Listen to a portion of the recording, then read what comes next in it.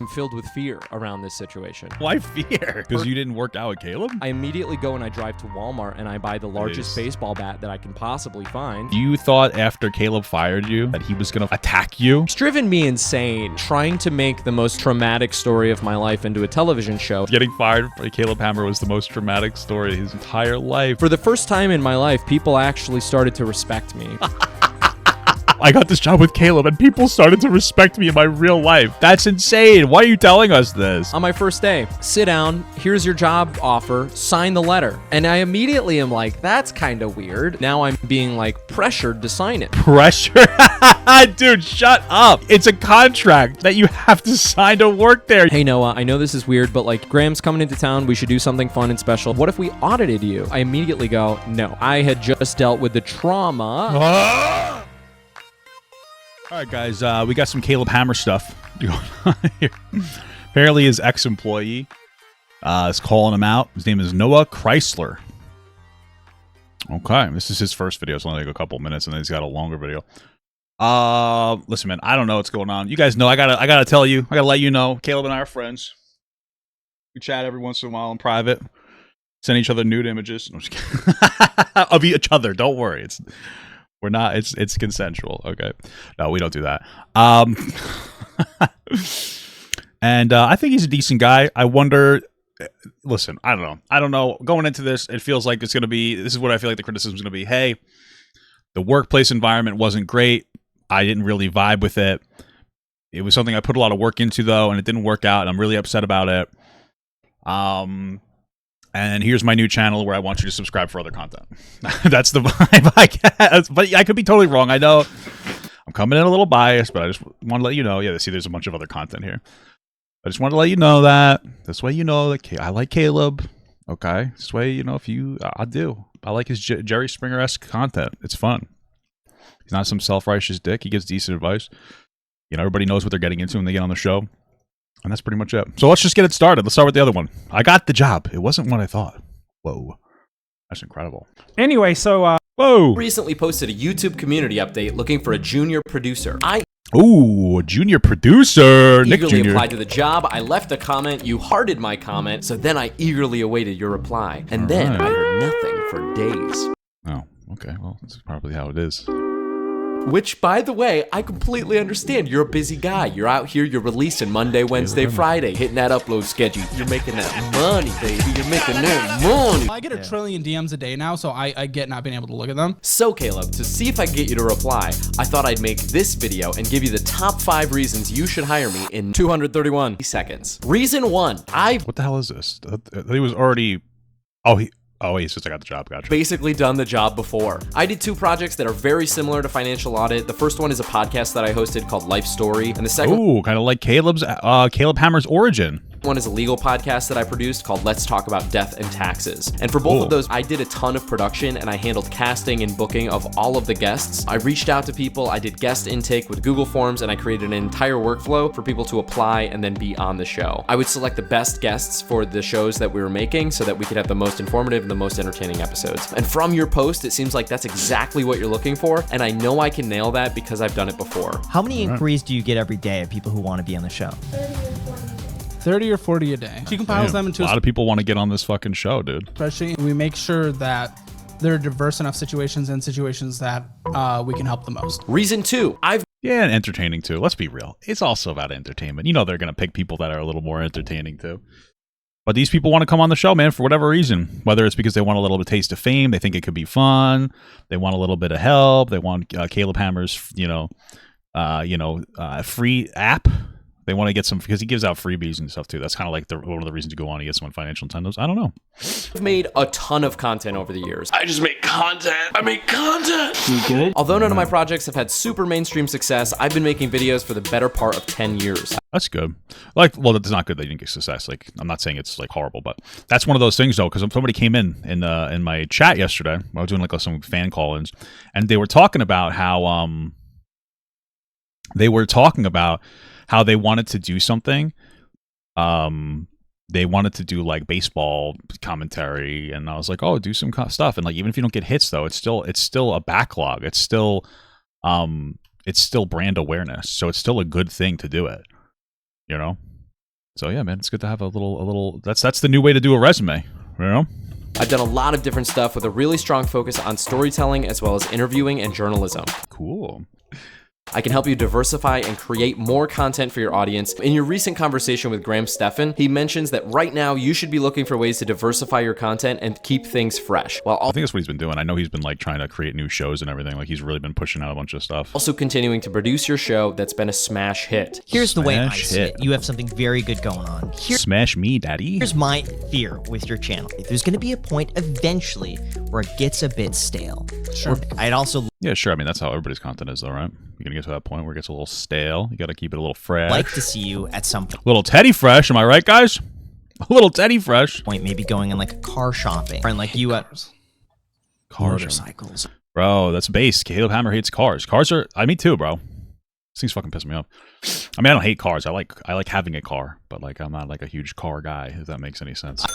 I think stuff like that is how you keep your business going well and continuing to expand. I can help you produce these new content ideas, and if you're open to it, I've got a couple ideas that I think would be a perfect fit for your channel. Was this like what he did before he actually worked for Caleb Hammer?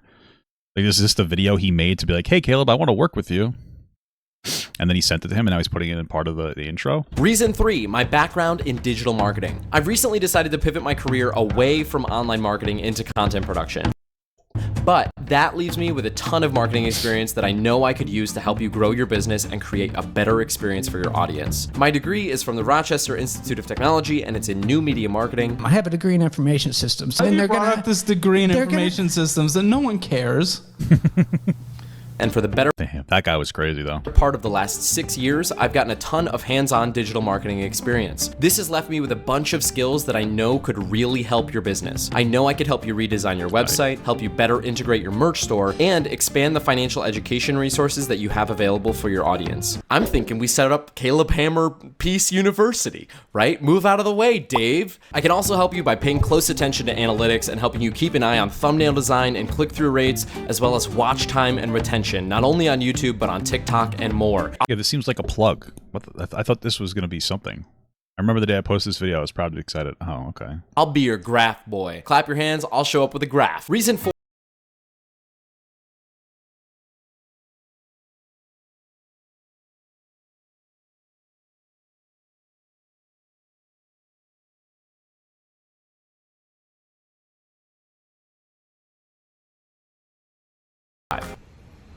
I also love taquitos. Caleb, I've put links They're not bad. I haven't had them in like years because of my heartburn, so.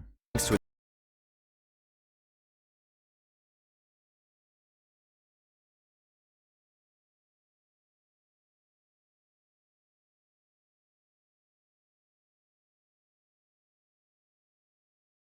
Wow. Okay. I guess that was what he sent Caleb that had got him the job. Now let's watch the actual video. I thought there was going to be something else, but I have attempted to record this video at Turn least this a up, half boy. a dozen times, not just within the last Gotta week turn it or up, so, boy. but within the last like 6 months or whatever. Since I've started making content again, I've tried to start this video Okay. so many different times. since I started making this content again. Does this person work for Caleb 6 months ago? Nobody understands. That's the other thing, is that nobody understands. Nobody understands that I think about this situation compulsively. I think about this situation at least once an yeah, I guess I do. People do that when they have a bad experience, you know? hour every single day. This is called a regular job, man. I would freak out over my job stuff, too. I'm filled with fear around this situation. You know, Fear? even though I have had months to decompress and months Fear? Why fear? to rebuild myself as a Because you didn't work out with Caleb?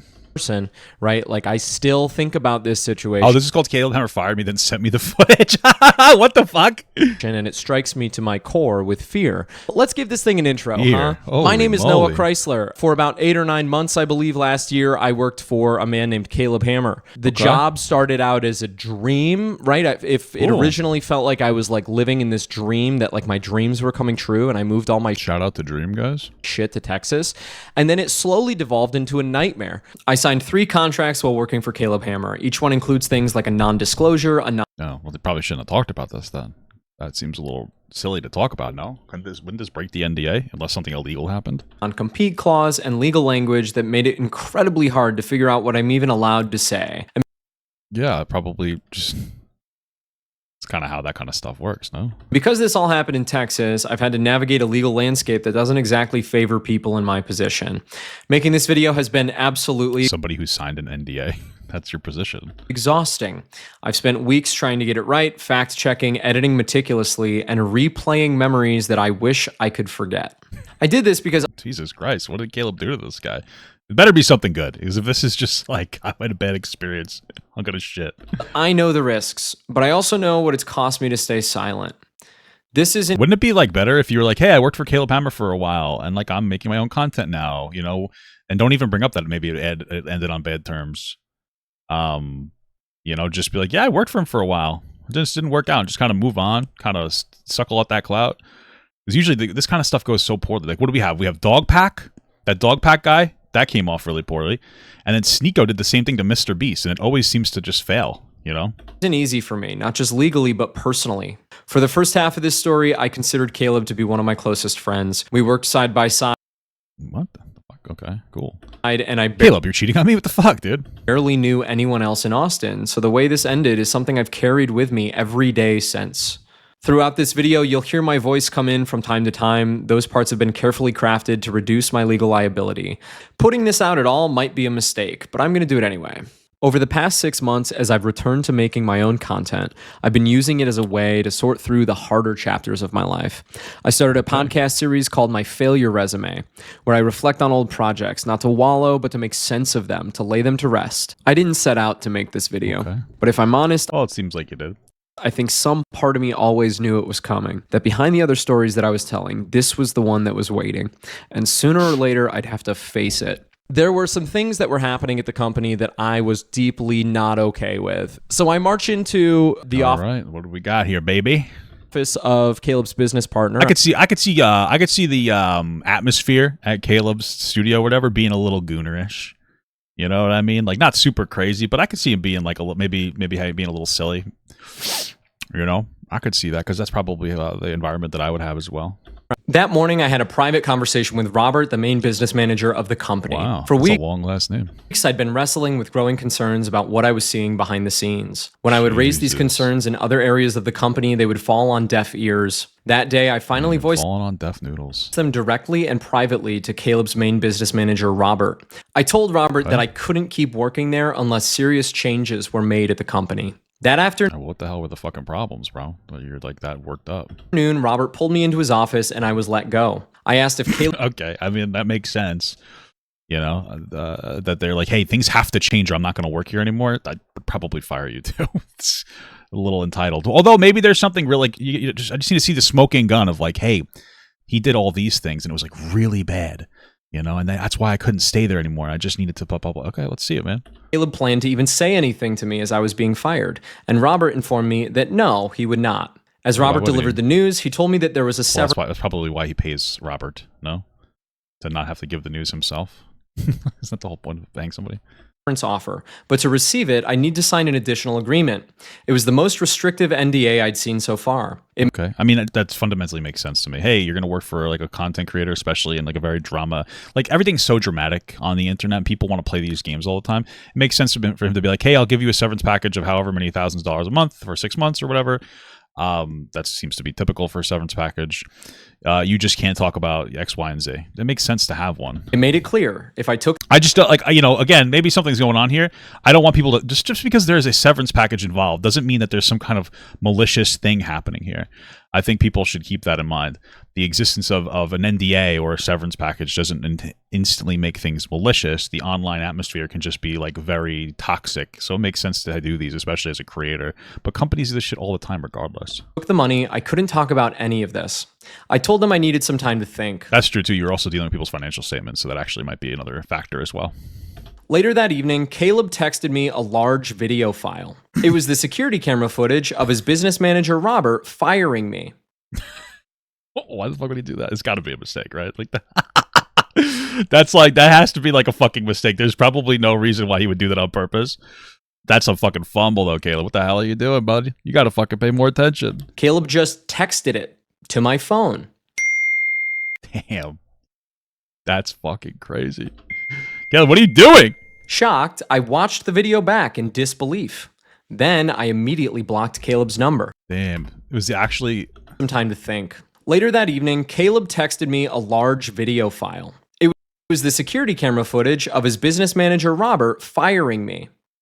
Caleb just texted see it again to my phone. Damn, what did he say? I'm kind of curious. What did he say? I can't make any of this out. I don't know. I wish I could make something of this out. Oh, that's not what he... Okay. All right. Crazy.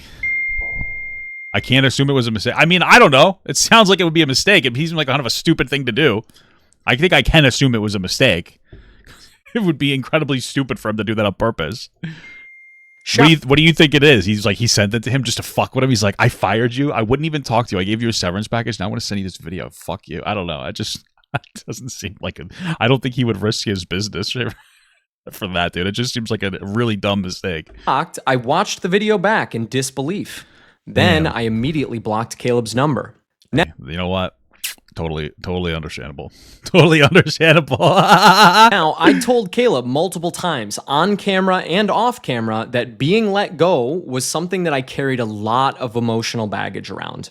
I don't care about that. That's on you, bud. You deal with that shit. It was a trigger for me. How would it have been a mistake? I don't know, dude. Why would you send that? Why would you send that? And it's something that we even... It was a trigger for me getting fired. Same, bro. Okay. A little bit of it's kind of like an entitled way to look at it. I mean, like, I get it. It's triggering too, but like, I have a lot of baggage around getting fired. It's a weird thing to tell somebody. Discussed on his show more than once. So when I received that video file that night, I couldn't help but wonder, why send it to me like that at that time? That's just what I thought in the moment. Yeah. I drop everything. I mean, I would think of the same thing, but I think that I would go to this guy must have said this on purpose. What a fucking idiot. I drop everything. I immediately go and I drive to Walmart and I buy the largest baseball bat that I can possibly find. What the fuck? Are you going to beat him to death with that? What the hell? What the hell? And then I bought mace. I bought like personal defense fucking mace. Out of sheer panic, I bought these items because I felt unsafe and unprotected. It was personal reaction to fear and not a response to any specific threat. I'm sorry, bro. I don't mean to be rude. But you thought after Caleb fired you that he was going to fucking attack you? That's fucking insane. There's no world in which I would ever be like, that's rational. That's fucking paranoid. And starting it off like that is going to hurt the charity that I'm going to give you here a little bit. Because, like, what the fuck? That is an irrational response. And I bought a doorstop so that I lived like a quarter mile. Yeah, it's a good idea. Get a doorstop. From his studio because I moved to Texas for this job. Okay. And he's just texted me footage of like one of the most traumatic experiences of my life. Stop. I'd be pissed too, but he texted me a traumatic experience, dude. Stop it. You're fucking crazy. Right? So you can go ahead and say that I am like, irrational and insane, but like, at that time in my life, I was freaking the fuck out. Right? I know that sounds paranoid, but it certainly does. That moment, I did not feel safe. Here's the thing. That's fine. That's like kind of fine. It's okay to be irrational. My question is like, do you still feel like it's are you fucking kidding me? Do you still feel like it's justifiable to feel this way? Because that's what it comes off as a little bit. It's like you still kind of feel justified. Or else what's the point of this? What is the point of this context unless you still feel justified? Receiving that video and watching it back made me feel like my Why watch it back? Sense of security had been fundamentally violated. Why did you not know that he records? I don't understand. It makes sense for him to record it just in case something goes wrong for a legal thing. It's not like he sent you a recording of your fucking house. The next morning, I received an email from Caleb where he explained that he just sent me the video by mistake. Since that makes sense. I was in the video, he got confused. He informed me that he had intended to send the video to Robert instead for Robert's records. Oh, okay. I mean, couldn't Robert just access it? Whatever. Okay. Maybe that's true. But couldn't Robert just access the shit himself or no? I'm only going to make this video one time, and I'm going to do a good job. I've outlined the major story. Shit, maybe the guy started crying. and Caleb was going to send it to somebody else because he thought it was funny or something. I'm sorry, that's probably not true, but that just, you know what I mean? Like, maybe he started crying. He's like, this is so dramatic. And he's like, dude, Caleb just goes, hey, dude, this guy's fucking crazy, bro. Look at this. And he meant to send it to someone else. But he sent it to this guy and said, that would be fucked up. I doubt that that's true. But if I fired somebody and they started crying about it being traumatic for them getting fired, I would send it to somebody. I'm just gonna be fucking. I'm keeping it 100 with you. Story. There's so many individual stories I could have put in this video that I decided not to, and the only way to do it is with something like this. And I'm gonna tell you the whole story of my engagement with Caleb Hammer since the beginning. I don't want to make. Wow, I knew Caleb was gay. He got engaged. This video. I really don't. That said, I realized eventually that I have to. I had to make this video because I can't get this fucking shit out of my brain. The reason why I'm making this video is so that we couldn't get what out of you? The fact that you got fired? I don't know, man. Maybe it's time to let go. It's unhealthy. That I can try to achieve something similar. It seems like it could be possibly likely that you felt like you needed to make this video because you wanted to make content. And so, like, this was kind of like your response. You're like, oh, I want to make content. Let me see if I could kind of ride off getting fired a little bit. Similar to closure. I think about this situation every single day. There's 8 acts here. Imagine listening to somebody talk about how it was traumatizing them. They got fired and they had to buy a baseball bat. And you're like, yeah, I'm going to subscribe to this guy for his regular content. I really like this guy's... Here, we're going to go through each one. Tab out if you want. Like, go play a video game. Throw it on in the background. Already doing, baby. Already ahead of you, baby boy. That's not me insulting you. I just call people baby boy sometimes. Okay, don't worry about it, my sweet baby boy. Act 1. Here we go. All right. For the past 2 weeks, I've been trying to turn... the invitation. That's a good point. Somebody said that they got fired once and it triggered them so hard they had to get a new job. Incredible. The most traumatic story of my life. Dude, are you using AI? What the fuck is this? Life into a television show. I have tried to make this video many, many, many times. I swear this guy just used AI, dude. Okay, what the hell was that? One of the renditions was me trying to cut this situation. I gave a down-the-barrel monologue about this situation. I give an angry, angry monologue in the woods, okay? And then that is a part of this, like, 3-act... You're telling me that you went to the woods so that you could have a nice scenic piece when you communicated your terrible experience with Caleb? That does sound very strange, dude. Like, I think you should understand that. Structure, comedy show, like television. That does sound incredibly strange. Show pilot that I was trying to cut. And so, like, for the past 3 weeks or so, I've been trying to take that monologue where I'm so angry and trying to cut it into this, like, funny television shows type thing about my life. And trying to make it as entertaining as possible. I mean, I guess that makes sense if you want people to see it. It's just strange. It's driven me insane, right? Like trying to make the most traumatic story of my life into a television show is actually the most traumatic story of his life, bro. This is the getting fired by Caleb Hammer was the most traumatic story of his entire life. That's insane. Actually genuinely driven me nuts. Oh and I've been God, sitting here for like 3 weeks crazy. staring at my computer trying to get this right, asking myself, why isn't this right? Why isn't this right? Why? Because it's probably just a stupid fucking idea, bud. That's why it's isn't not right. this right? And the reason why it's not right is because when something horrible happens to you, Get horrible? I mean, it sucks to get fired. I agree with that, but horrible? Hi, macho. I'm watching back the footage of what I made, right? I'm watching back the edit, and I just realized to myself, there's no possible way that I can sit. After 3 weeks, I sit there and I realize there's no way I can cut this together in a way that people are going to understand that, like, the anger that I'm experiencing in this monologue is... I mean, yeah, I'd be pissed too if I got fired, but okay. It's terrible because if he worked with Caleb Hammer for 6 months... He probably could have rolled that into something. He probably could have went somewhere else and been like, yeah, you know, I was working with Caleb Hammer for a while, or 9 months, I think he said. However long. I worked with him for a while, and like the work culture just didn't work for me. Nice and easy. Like, that's something that nice and easy you say. And, oh, what were some of the things? It's like, oh, there was nothing wrong there. It was just that we just, like, you know what I mean? Like, it was just not for me. Like, and there's nothing wrong with that. There's literally nothing wrong with that. You can express that and communicate that without sounding like a fucking, like, demented freak, you know? Which I think he should have done. I think it would have made more sense to do something like that. I give it down the barrel of this camera.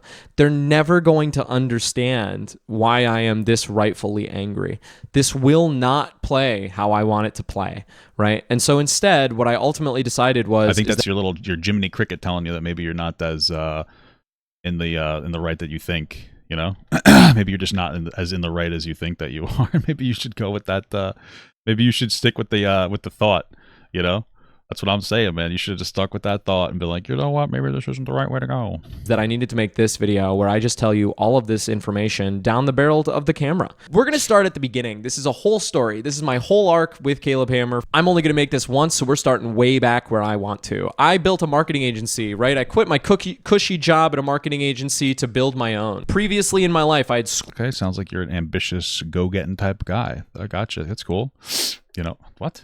Squirreled away $10,000. I'd listened to hundreds of hours of the Dave Ramsey Show and squirreled away $10,000. I was overweight and I didn't really like my life and I didn't like my job, right? I had moved to Atlanta a few years prior, probably 4 years prior, to try to make it in the entertainment industry, and I was working some senior living marketing job. Well, I would talk to my parents and they didn't really understand why I had moved away. And so I took all of my life savings and I quit my job to build my own marketing agency, right? Okay. I picked back up where Oscar and I had left off, but I was too afraid to admit that I wanted to do YouTube stuff, right? So instead, I picked up the idea that Oscar and I had where we were building a marketing agency. You know, I got some clients. I made $20,000. You think clients? But I had spent so much money trying to get this agency to launch that it ultimately failed. During this time, though, like, I had met this person that I still really care about, a close friend of mine. And she told me once, she goes, why don't you just work for a YouTuber, right? Like, this marketing agency doesn't seem to be... You got to collect some experience.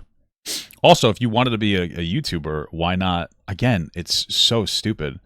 Why not just like take the experience that you got from working with Caleb and then like do your own thing after?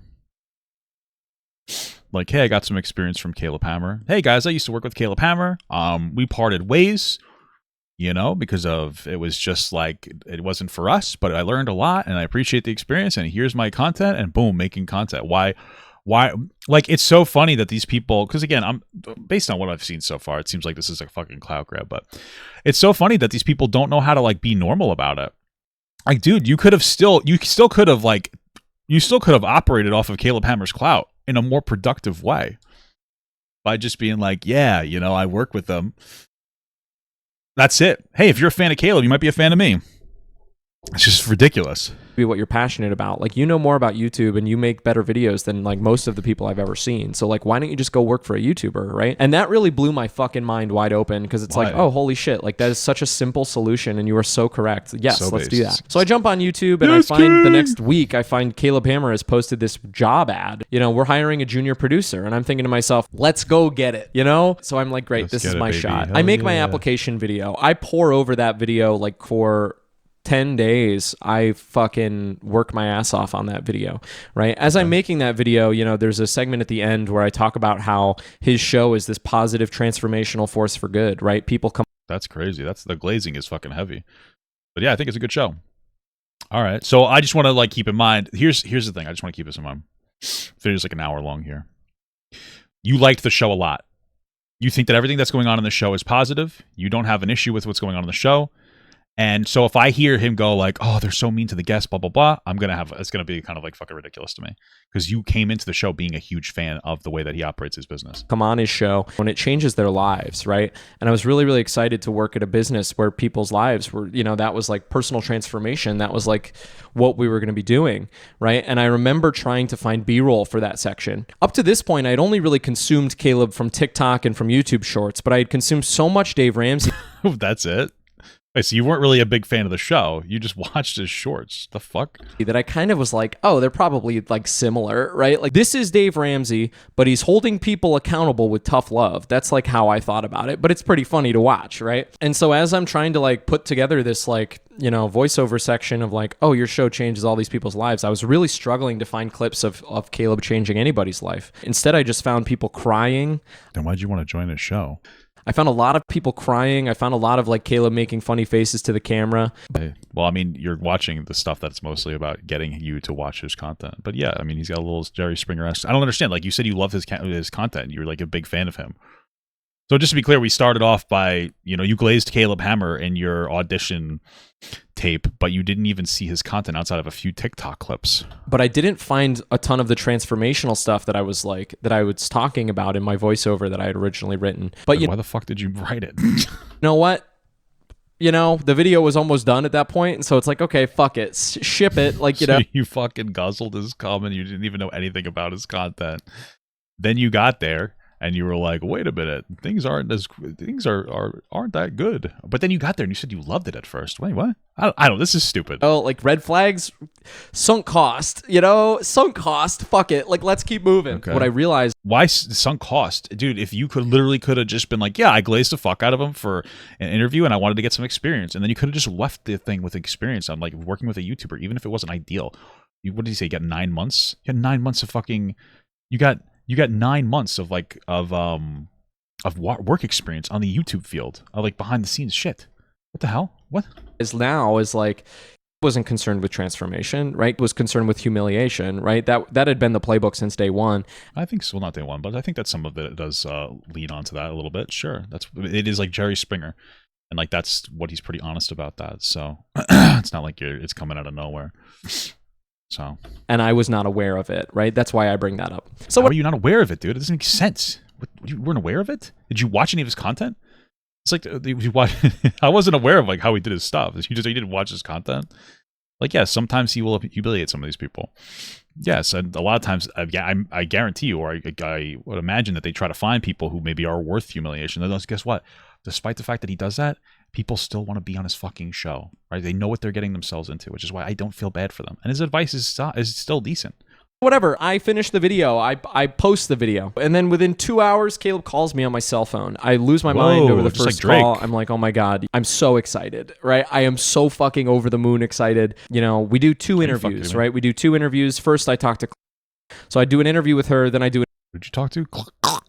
Cut off there. An interview, second round interview with her and Caleb, right? I nail both of them because like I know my shit and I remember this. He's a smart fella. Part. I'm pretty sure there's a paper trail that backs this up, but like let me just go ahead and cover my ass and say that this is the impression that I was left with. The impression that I was left with was that I wasn't sure if I had gotten the job, right? Okay. They had kind of like alluded to the end of that meeting that I had sounds like you had an interview. Received the job, but like I remember not being sure that I had the job until I got a call from Caleb that he was at a Best Buy and he was going to buy me AirPods, right? He was going to buy me AirPods 2 or the fancy ones that like were really nice. Wait. Caleb, were you trying to have sex with this guy? You guys remember the sugar baby girl? She was like a sugar mommy and she would buy people AirPods. And I remember that phone call. Maybe he found it like necessary for people or something. Or maybe it was like a hiring gift so that he can make people feel nice or something. Was like confirmed to me that I had the job. I had asked them, so I was like, hey, can you send me the job offer, right? Send me the job offer because A, I have to go get an apartment, and B, like I'm going to move all my shit across the country, right? I need a fucking job offer, so send me the offer. And they told me that they would, but then they're like, well, we're super busy. So like, hey, no, we're very excited to have you join a team. We're currently still working on a written offer and gathering documents for you. We'll send over as soon as they're ready. Oh, that seems normal. They hired you. They didn't get all the paperwork ready right off the moment. I think, like, again, I'm like friends with Caleb Hammer. Like, I know he's opening up a lot of shows and he's been very busy.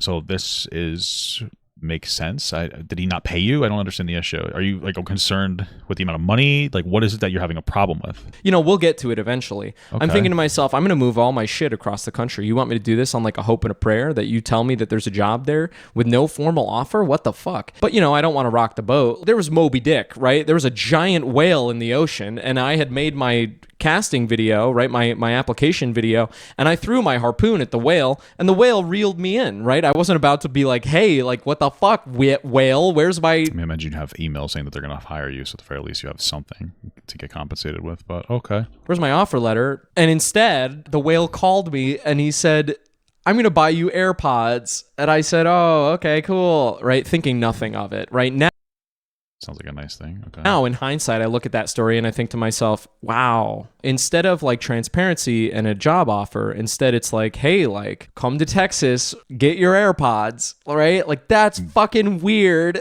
I don't understand what you're trying to communicate here. What's weird about it? Like they didn't write, he probably doesn't write up his own formal shit. He has somebody else do it, and they took a little time getting back to you about it. But he brought you AirPods to be nice, I guess. I don't really know why are you reading into everything that happens? He reads into everything so weirdly negatively, especially since again in the beginning he said he had a really good experience at first, so it doesn't make any fucking sense. Little bit of an aside, one of my friends, Emily, is a therapist, and she... Oh my God, okay, great. Talks to me. We've really explored recently how this is very exposing. Here we go. My entire life, I've been like very ADHD. I've dealt with loneliness my whole life, right? Wow, I can see why you got fired, bud. You're just very emotional. It's actually very annoying. I would never want to work with you. I felt like people don't understand me at a very high level, right? And so that's very I'm so complicated, guys. Okay. deeply concerning to me. And so like the way I've coped with that, there's like 4 ways to cope with trauma, I think. What trauma do you have? You said you have fucking ADHD. What does that have to do with trauma? I have ADHD too. There's like fight, flight, or freeze, and then there's a 4th one AirPods? called fawn. And so fawn is the one that I I can't with this fucking guy. He comes off as an emotional wreck. This is actually insane. typically use. Fawn is like this obsession with like escapism. Okay, so like when you're fawning over something, you can fawn over a book or a movie or a person or a celebrity, right? And so this is the one that I've typically used, right? So essentially, like whenever I felt like negative emotion in my life, I typically gravitate towards fawning over like media. And so that makes it so that like I am like hyper excited by like people with online fame, right? And I didn't understand at the beginning. You fawning? Dude, shut the fuck up. Oh my god. You wanted to work with Caleb Hammer because he could help you get a job. Of all of this, how prone that makes me to manipulation. I didn't understand. Dude, shut your fucking mouth. It made him prone to manipulation, guys. It made him super prone to manipulation. Manipulation. Dude, I can't with this. This is fucking insane.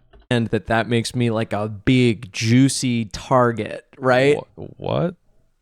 Now I understand. Dude, this guy's insane. Now I get it. So that's oh my god, Caleb Hammer groomed this guy. This is insane. fun. Here's a fun tip. If you obsess over escapism or online celebrity, you should look into fawning and see if you fit the bill for someone who fawns, because I don't. That's a you problem. What exactly is fawning? It's a term used in the context, describes a trauma response when an individual attempts to appease or please other people in an effort to avoid conflict. I'm going to go out on a limb and say fawning is completely being misused here. You liked a guy a lot because he did content. Cool. Gotcha. How old are you? Are you a grown fucking man? I don't care. I mean, maybe the energy he's using is like he got assaulted by Caleb Hammer, which I'm going to assume didn't happen because he hasn't said anything yet. Because like, if you are that, and then you someday meet those people, I have fucking trauma. You will be prone to the power imbalance. Oh my god, guys, the power imbalance. Manipulation by those people. Oh my god. Okay, so you should look into fawning, and you should try to figure out how to cope with it in a hey guys, look at the fawning. Self-diagnose yourselves with fucking idiot disease. Way that's not going to ruin your life. Cool. Anyway, Caleb Hammer calls me. I still don't we go back. What did he call you? He call you a slur or something? Why the hell are you so fucking upset about this shit, dude? Back forth, emails. You know, it's like multiple weeks. They have tons and tons of opportunity to send me a job offer, but you know what? They can't figure it out. Okay, that's hey Caleb. You know what? Be better at sending your job offers to people when you offer them a job. You're official. There you go, guys. Thank God we made a fucking hour-long video about it. They can't figure it out. They can't figure out how to send me a job offer before I move all my shit. Okay, so I don't care. I want to be real with you. I don't care. Did you go there and get paid? I don't care. Like, hey, yeah, he should do that. Did you go there and get paid? I don't give a fuck. If you went there and you got paid, I don't care. It doesn't matter. None of it matters. None of this actually matters if you get there and you got paid. So why the fuck do I care about anything that you're saying right now? Staying in New York, but I had to move all my shit from Atlanta down to Austin. Wow, sad stuff. Right? So I drove from New York. In the course of like a 2-week period, I drove from New York like 16 hours down to Atlanta. Took you 2 weeks to drive 16 hours? Okay, so you took a vacation on your drive down to Caleb Hammer. Gotcha. And I packed up all my shit in less than a week, and I moved all my shit and moved out of my apartment from Atlanta across the country to Austin. Sounds like what you would have to do to work in a different state. Okay. And felt like I was living inside of a dream. People don't understand that it felt like I was in a dream sequence, right? Like I had posted this video, my application video. I posted that publicly to my social media. I posted it on Facebook. I posted it on Instagram. I posted it on YouTube, right? Everyone in my network kind of knew I had kind of gotten discovered and moved all my shit across the country. I got discovered. It's like American Idol. For the first time in my life, people actually started to respect me instead. Dude, he has so much energy wrapped up. I got this job with Caleb, and people started to respect me in my real life. That's insane. Why are you telling us this? Instead of like, oh, that's Noah, you know, I don't know what he's doing, but he literally likes videos, and sometimes he'll make something that's like kind of funny, but a lot of times it's Yeah, I'm gonna be honest with you, dude. It sounds like you're kind of overplaying yourself a little bit there. I don't know if they would ever say that about you. I don't know about that, man. cringe as hell. For the first time in my life, a lot of those people started to respect me for the first time. First time in my life, they started to respect me for the first time. That's crazy. And that was very, very, very nice, right? You put way too much energy into this, bud. There's way too much energy into this. A couple weeks in, you know, like I'm working really, really hard. And I remember talking to my father, and my father really, truly did start to respect me for the first time. He started to understand. What? My father started to respect me for the first time. Holy fuck. Dude, this guy has like so much energy wrapped up into this. That's why he's so disappointed, because he's like acting insane about it. He's got way too much energy wrapped up into this situation.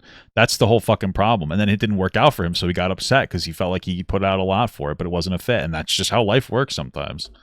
Right? He started to understand that there was real money oh my God. in the industry that I had like focused in, right? Because he didn't get it for the longest time. He did not understand. I finally had my father's approval. And people don't understand how powerful those forces are. People don't understand how that locks you Yeah, not everybody has a father. in. That locks you Why in. the fuck do I care that you had a shitty fucking father? Right? Because that's what we're hearing here. I had a really terrible father who never showed me any meaningful love and thought I was cringe and gay. And then I got a job working for Caleb, and he's like, oh, maybe you aren't so cringe and gay. Oh, okay. Like, cool. Cool stuff, man. Into being railroaded subconsciously into behavior. I just know at that time, I really loved the story that was being written. Swept away to adventure, to go reinvent yourself after being discovered by this extremely successful person who's having a Dude, meeting. what is wrong? This is insane. I'm sorry, but there's way too much energy here. This guy is a fucking turnoff. No one that watched this subscribed to you to watch your content. This is fucking psychotic. You are fucking crazy. Meteoric rise. It was a beautiful story, and I got to be the Meteoric rise. Holy fuck. star of it. Wow. So that's cool. beautiful. I arrive on my first day. Sit down. Here's your job offer. Sign the letter. And I immediately am like, that's kind of weird. It's why? What's weird about it? Hey, you're here. Here's sign this letter saying we work for us. Well, that was kind of weird when they did that. I didn't really understand. Like, what do you sign a contract for jobs when you work there? Like, that's kind of weird. Because I've been asking for this for weeks, and now on like one of my first days, like, you know, you immediately have this. And Your literal first day. What are you talking about? Yeah, of course they're gonna have it ready. This is dude, this is stupid. What are you saying? Yeah, of course they're gonna have your fucking letter ready on the day that you start working there. It's kind of weird that they had the letter ready right when I was starting to work there. I needed to sign this letter, by the way. Like, okay, it's not really weird at all, buddy boy. now I'm being like pressured to sign it. That's Pressure. Dude, shut up. You have to, it's a contract that you have to sign to work there. You feel pressured? What? weird. By the way, also, if you're a lawyer or someone else, like, send me an email. If you have anything to say about this situation, you want to help me in any way at all. Guys, please don't send him emails saying he's a fucking idiot. I'm being serious. This is insane. Send me an email, contact@noahchrysler.com, because I'm terrified. I'm terrified, so I made a video. Yeah, that's what I do. When I get scared about stuff, I fucking make videos about it all the time. I'm so scared. I'm making a video about it. terrified. But, you know, I've read so much about this that, like, I know that, like, there's calculated risk here. And I've heard that, like, if I sounds like you didn't calculate those risks, buddy buckaroo. just tell the truth and I just focus on telling the truth and articulating the truth as highly as I can, right, with verifiable facts, then I'm probably okay. Here's the verifiable fact. I worked for Caleb Hemmer. I can verify that. That's great, man. Okay. So that's what I'm going to try to do. Okay. Cool, whatever. Becoming I get the the offer letter. I sign the offer. Cool. I take a bunch of pictures with Caleb Hammer. It's my first couple days there. I'm literally freaking out. I'm like, oh my God, I'm living in a dream. Holy shit. Cool. Couple days go by. Caleb has this idea. Graham Steffen's coming into town. Hey, Noah, I know this is weird, but like, Graham's coming into town. We should do something fun and special for, you know, Graham coming into town. What if we audited you? I immediately go, no. Nope. The reason why I originally said no was because I had Because you didn't want to be audited. Okay, cool. just dealt with the trauma. Just say no, I don't want it. It's intrusive. And I'm not somebody who would consent to that. That's why I'm not getting audited by Caleb Hammer. Because it's intrusive to me. That's all you have to say. Some people don't care. I care. It's not fucking traumatic. I don't want to do it because I don't want to do it. But it has to be fucking trauma. That's insane. You're being a crazy person right now. I had worked for years trying to build my own marketing agency, and then it failed. Got it. You don't have any money because you spent all of it trying to be a successful YouTuber, and then you decide to fucking throw it away in a day like an idiot. That's your trauma, apparently. And then so I had to go lick my wounds by going to work for another agency. And I was working for that agency for 3 months. And then at my 90-day review, after I met all of the outrageous goals that these people had set for me, at my 90-day... It just sounds like these business things are very demanding. Maybe it's just not the job for somebody with so much horrible fawning trauma. Review, they had made a decision to terminate me and let me go, right? Because they had lost this big client in a situation that I believe had nothing to do with me. Okay, got it. So this guy made the former company he worked for lose a big client. East doesn't take responsibility for it. Okay, that's what it sounds like you're saying to me. But whatever, they lose this big client, and I'm let go of that job at my 90-day review. And that situation was so deeply tied to my finances that it was like there's no possible way that we could avoid talking about that if I was on financial audit. So okay, so you didn't want to talk about it because it would make you look really bad. Because you would have looked like you would have looked shitty for saying that. Like, okay, cool. I think about all of this, and then I eventually go to Caleb and I'm like, or I go to Clara actually, and I tell Clara, I'm like, Clara, like the reason why I'm so hesitant to do this is because in my application video, I don't get into about how I worked for 90 days at this previous job and then they let me go. Gotcha. So you left it out, but you worked for someone else and you fucking lost them a big client. Okay. And we didn't really talk about it in my interview because like you guys didn't really probe on that at all. Why would they probe on it? Did you say that you worked there? Very reluctant to talk about any of this because like how uncomfortable would it be for me to reveal that information to my employer? Just say no. Didn't you say, yeah, I'm not going to do it. I don't like the idea of it. Be a fucking grown man. Like on his fucking talk show in front of all those people, especially in front of Graham Stephan. But anyway, whatever. Eventually I think to myself, okay, I've just moved my life across the country. I'm already committed to this, pot committed. Do it for the plot, right? Okay, gotcha. They asked you to do something, you were hesitant about it, and then you ultimately did it. You're a grown fucking man. Why do I care about this?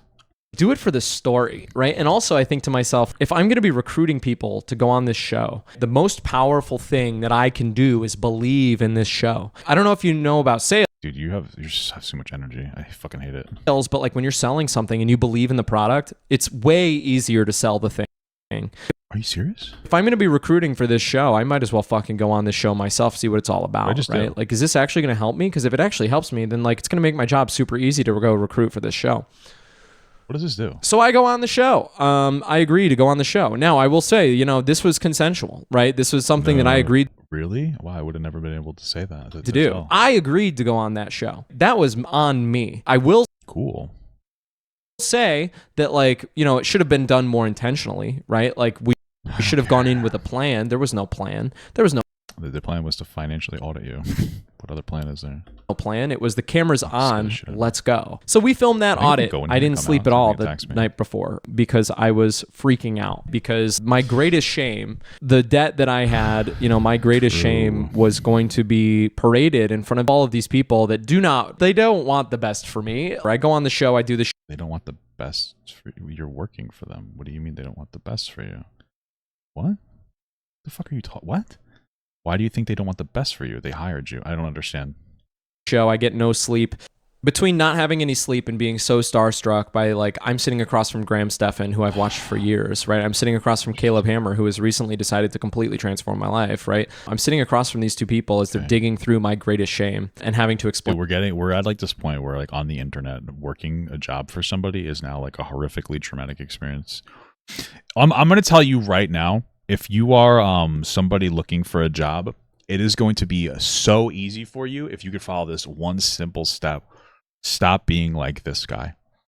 This guy is having a meltdown, talking about how he was traumatized because he liked Caleb Hammer and then it didn't go well for him. And he's sitting here literally dumping as if he has like a valid concern, which he doesn't. If you just don't act like this guy, if you have a fucking spine, you will have such a good experience getting a job. It'll go really well for you. Explain myself on no sleep. It was fucking crazy. You Like, and I people don't don't sleep? get it. In a city where I know nobody, in a city where I've like godded, like, you know, completely isolated myself from any support network, I'm suddenly just like in it now.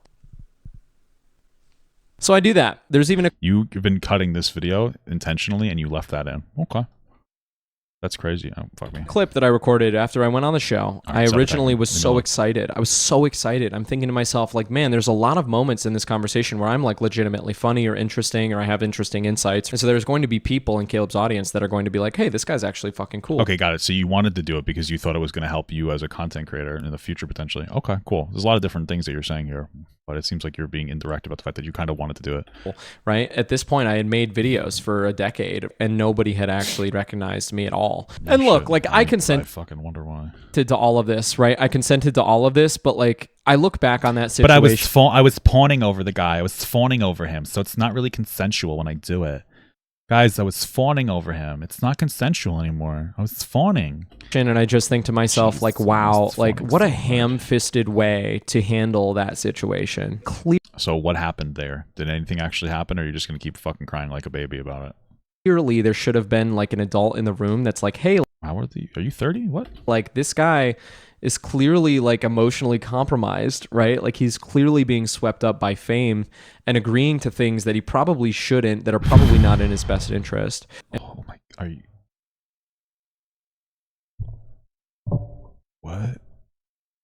What?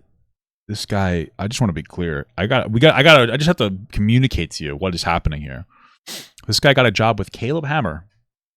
And Caleb's like, hey, we're going to have Graham Stephan come on over. So, like, wouldn't it be cool if we did a financial audit on you? You could say no. And he's like, I'll do it because I want to be famous.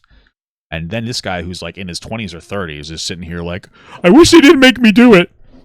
By the way, I consented to it. He literally says that. I wish they didn't make me do it. I need an adult in the room. Welcome to never being successful on YouTube. Welcome to never being successful on YouTube. It doesn't matter how many obnoxious virtue signaling little fucking babies that hate Caleb Hammer start subscribing to you for a second. They are not going to care about you, and they are not going to engage in your content in any long form capacity. And a big reason is because you are unentertaining. I could just tell by listening to you how much of a whiny fuck you are. This is insane. And so, like, let's at least do this with some sort of intention. Let's do this carefully so They that did. this person It was because Graham Stephan was there. doesn't grow to regret this. Now, in hindsight, I wish that had existed and it didn't. But whatever. I went on the show and I'm proud. It was brave Sounds like you're not because you're crying about it. as fuck. I was so brave. Yes, King! I don't care what you say. It was brave as fuck for me to do that. Like, I'm happy you feel really good about your decision that you're talking about. It was really bad or something. But good stuff, man. Good job. you know, you can be like, you know, it's like, you know, is he stupid or is he brave? Well, you know, You're boring. well, let's not split hairs, right? He's both. He's a little bit of What's both. the cathedral This over video here? is also that, I hope. I hope this video is like, you know, is he dumb as hell or is he brave as fuck? I think you're incredibly stupid. Pick one. I don't know. Cool. I go on the show, whatever. This is just such like a destructive thing to do for your career as a fucking content creator, is to like the backstab another content creator for clout like this. Nobody's gonna respect you for this. You're actually like legitimately destroying your ability to ever make content. The reality behind the scenes. When I was originally hired, I was the lowest on the totem pole. Is that how it works? When you first get hired, you're the lowest on the totem pole? That's fucking crazy. What? I don't think had ever managed anybody before. But for the first couple of weeks, as I was like, they were saying jump and I was saying how high, right? Like that was like when our relationship was decent. For those first couple months there, Are you gonna tell us that everything was great as long as you didn't have responsibility, but then once they gave you responsibility, you like fucking it fell through in some capacity? Is that what you're about to tell us here? I was working at least 60-hour weeks, right? I had That's gotten life, buddy. an apartment that was less than a mile from the studio so that I could just focus on putting all of my time in at the studio. I have a dog, and so like I wanted to make sure that I could, you know, if I needed to let my dog out, I could go let my dog out and then I could go back to work so that I could really just focus all of my time doing this. If you talk to my parents at this time, you know, this is when my dad truly started to respect me because Wow, that's crazy. my dad is Why an didn't your dad respect you? Is he a piece of shit or are you a fucking failure? I just wonder. entrepreneur, and when he was building his business, he was working 80-hour weeks every single week. And so he saw the level that I was grinding at this, right? And he began to truly respect me. And I think So your dad thought you were kind of a loser because you didn't work hard enough, and then you started working hard, and he's like, wow, you're my son. Cool. Everybody at that company started to truly respect me too, as they saw the dedication that I was bringing to my work on the show. Every week we would try to film 4 episodes, right? And at the beginning of my employment, before I communicated that it was an absolutely unrealistic amount of work, I was responsible for preparing all of the finances for everybody for every single episode. For the first week, that was the plan, was to have me just prepare everything, as well as do all of guest coordination, all casting. So I was going to do essentially all of the casting, as well as all of the document preparation and all of the budgeting for these people before they got on the show, right? So I would go through their statements line by line, right? And I would make these budgets for them. And then I would also be on the phone, constantly calling people on the phone, literally every single day. Yeah. Could you just could we bring a McDonald's worker on to explain to us like what their job's like? I don't mean to be condescending, but it's like, sounds like you're just telling us about your job. Cool, man. Right. My day was you were really proud of. Was call people on the phone, right, to cast people for the show, and then do finances, right? And I was busting my ass, right? It was such a ridiculous amount of work that there was no possible way I could get it done within 40 hours a week. I was very okay. Did they compensate you or what? Very locked in for the first couple of weeks. I want to know how much money you made, because I'm actually because I feel you're insinuating that like it was a lot of work and it was like unfair. How much? But then it was like, how much did you get paid? Right, working a shit fuck load trying to get this show to happen. Fuck, I didn't mean to do that. I eventually tell them like, hey, look, this is unsustainable, and I'm gonna freak the fuck out because it was ruining my life. I'm like, look, we need to build a casting system, and cool. Does your dad hate you again, dude? And let me build a casting system or I'm going to lose my mind. Also, we need another hire to handle the numbers, because I'm going to lose my mind. If I have to do all of the casting and all of the numbers for every single one of these people, I'm going to have a mental fucking breakdown. And okay, so basically it was too much work for you to handle. You still haven't told us how much money you make, which insinuates to me that you were probably paid well, and they probably fired you for that. So I was not met with support. I remember you were demanding that they hire other people. Why would did you expect to get support for that?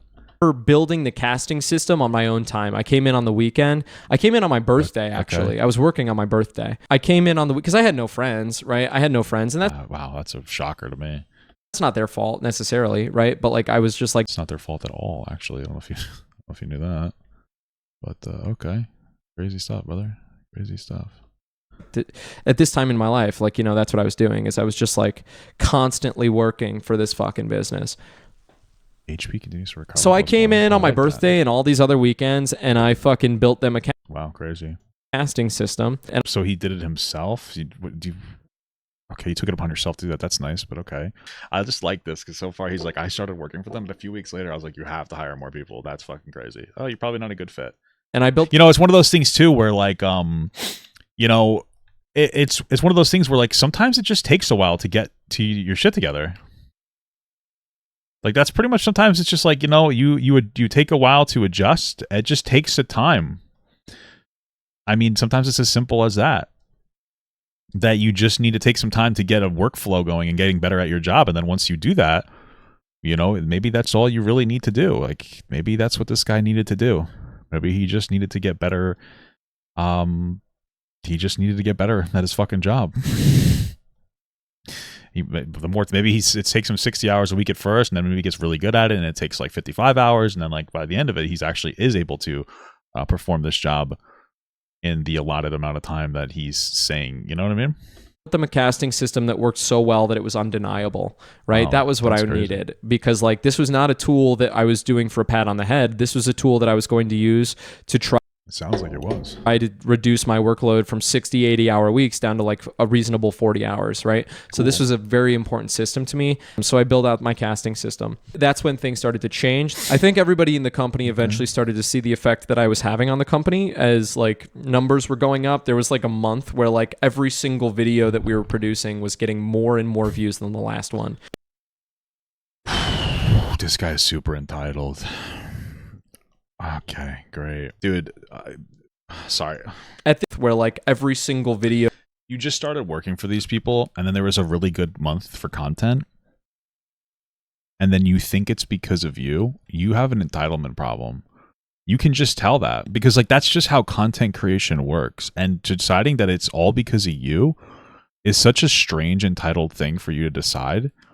And it's incredibly stupid and toxic. And I guarantee you, if he actually thinks this about himself, it's one of the reasons why he got fired, because he's an entitled fucking brat. You are not why. You are not the reason why they became so super successful there, bud.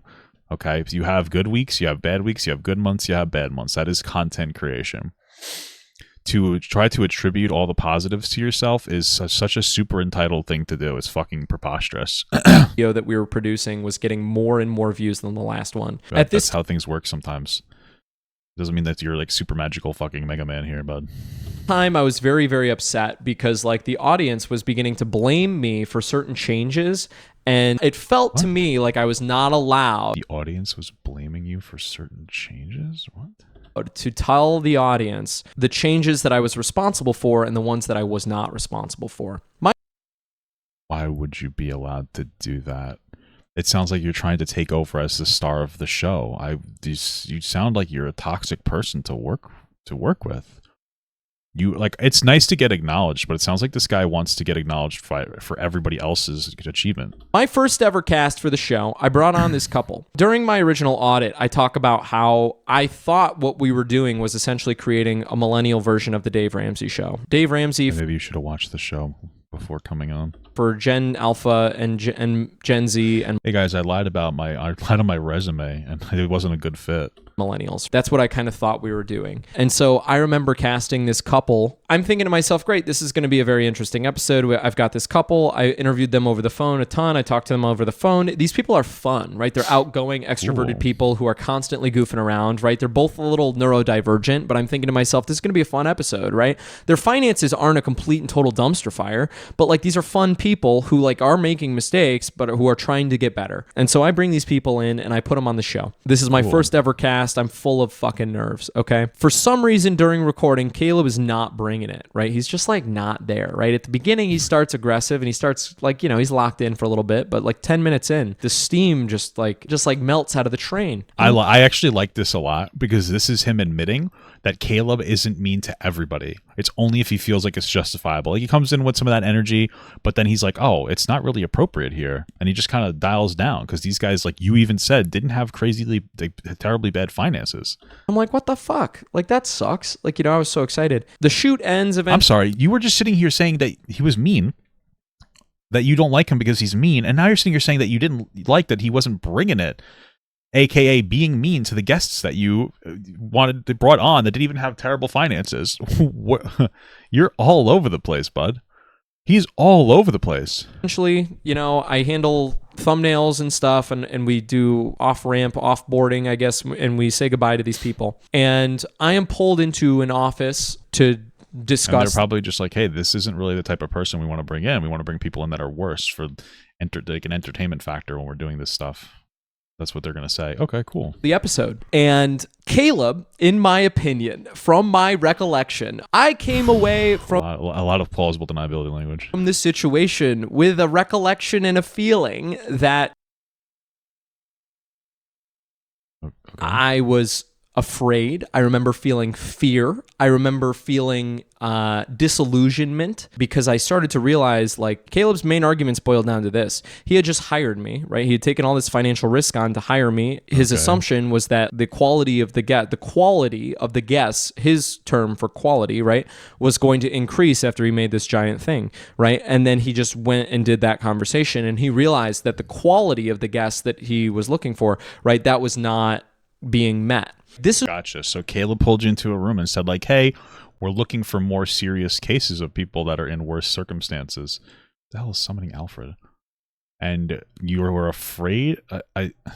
Okay. This was the first true understanding that I had of this. I thought we were making the Dave Ramsey show. Debt-free scream, you know, Dave, help me out. I'm trying my best. Hey, that's okay. I'm old as hell. Here's some Southern wisdom about how to guide you across the finish line, right? That's not what we were doing. You would have known that if you didn't lie on your resume, though. I don't understand. And you actually watched his content. In my opinion, instead it became clear to me that like we were not looking for people that we could help. In my opinion, my job became find people who had negative marks on their report card so that Caleb could point them out to him on camera. You know, we need a report card filled with misbehavior so that like during this fucking 90-minute shoot, which by the way, they don't need to be 90 minutes, but okay, they're 90 minutes. And I didn't. Now you have a problem with how long the content. Like I don't understand that. You have a problem with how long the shoots were now. What problem do you not have? I didn't understand that You until didn't understand that why they were long. I don't understand you at all. Caleb gave me the impression of somebody who was very angry and there was much volume. I think that's the appropriate way for me to. I love this because he's literally sitting here and he's like, I was really upset that Caleb didn't bring more energy against these people. That's what he was communicating just before, and it's because it wasn't appropriate to yell at them. And now you're like, yeah, Caleb wanted to be like mean to the guests, but you were upset that he wasn't more mean to guests that didn't deserve it. I don't understand what your fucking argument is here. To say that. What? The machine's true purpose. You know, when I first started working there, I was in this illusion. I really thought that what we were trying to do was build a modern version of the Dave Ramsey show. Say what. Okay, cool, man. Thanks for letting us know that you believed this thing that you probably didn't even believe. You literally, again, you exposed yourself before, but okay. You will about Dave Ramsey. I disagree with a fair amount of what Dave Ramsey says, but at the end of the day, I look at Dave Ramsey as the pinnacle of this industry. Dave Ramsey has done this for 50 years or close to it. He is the king of this space. People trust him. I don't like that this guy's here helping me. This is annoying. His foundation is an ethical bedrock. He points to the Bible. The borrower is slave to the lender. Spend less than you make. Those two things, those two values that Dave Ramsey has makes it so that every single episode of Dave Ramsey's show is at least somewhat valuable. His value system is based in the Bible, and therefore you can trust him. And people do. Why does the fact that his value system comes from the Bible mean you can trust him? Because I know that it doesn't. He's literally, I've watched him talk about how it's justifiable for him to make a ton of money and engage in buying up a bunch of fucking land, which robs homeowners of their ability to fucking have their own fucking own their own homes, and jacks up prices artificially. Why? What? Maybe it's because Caleb's a gooner.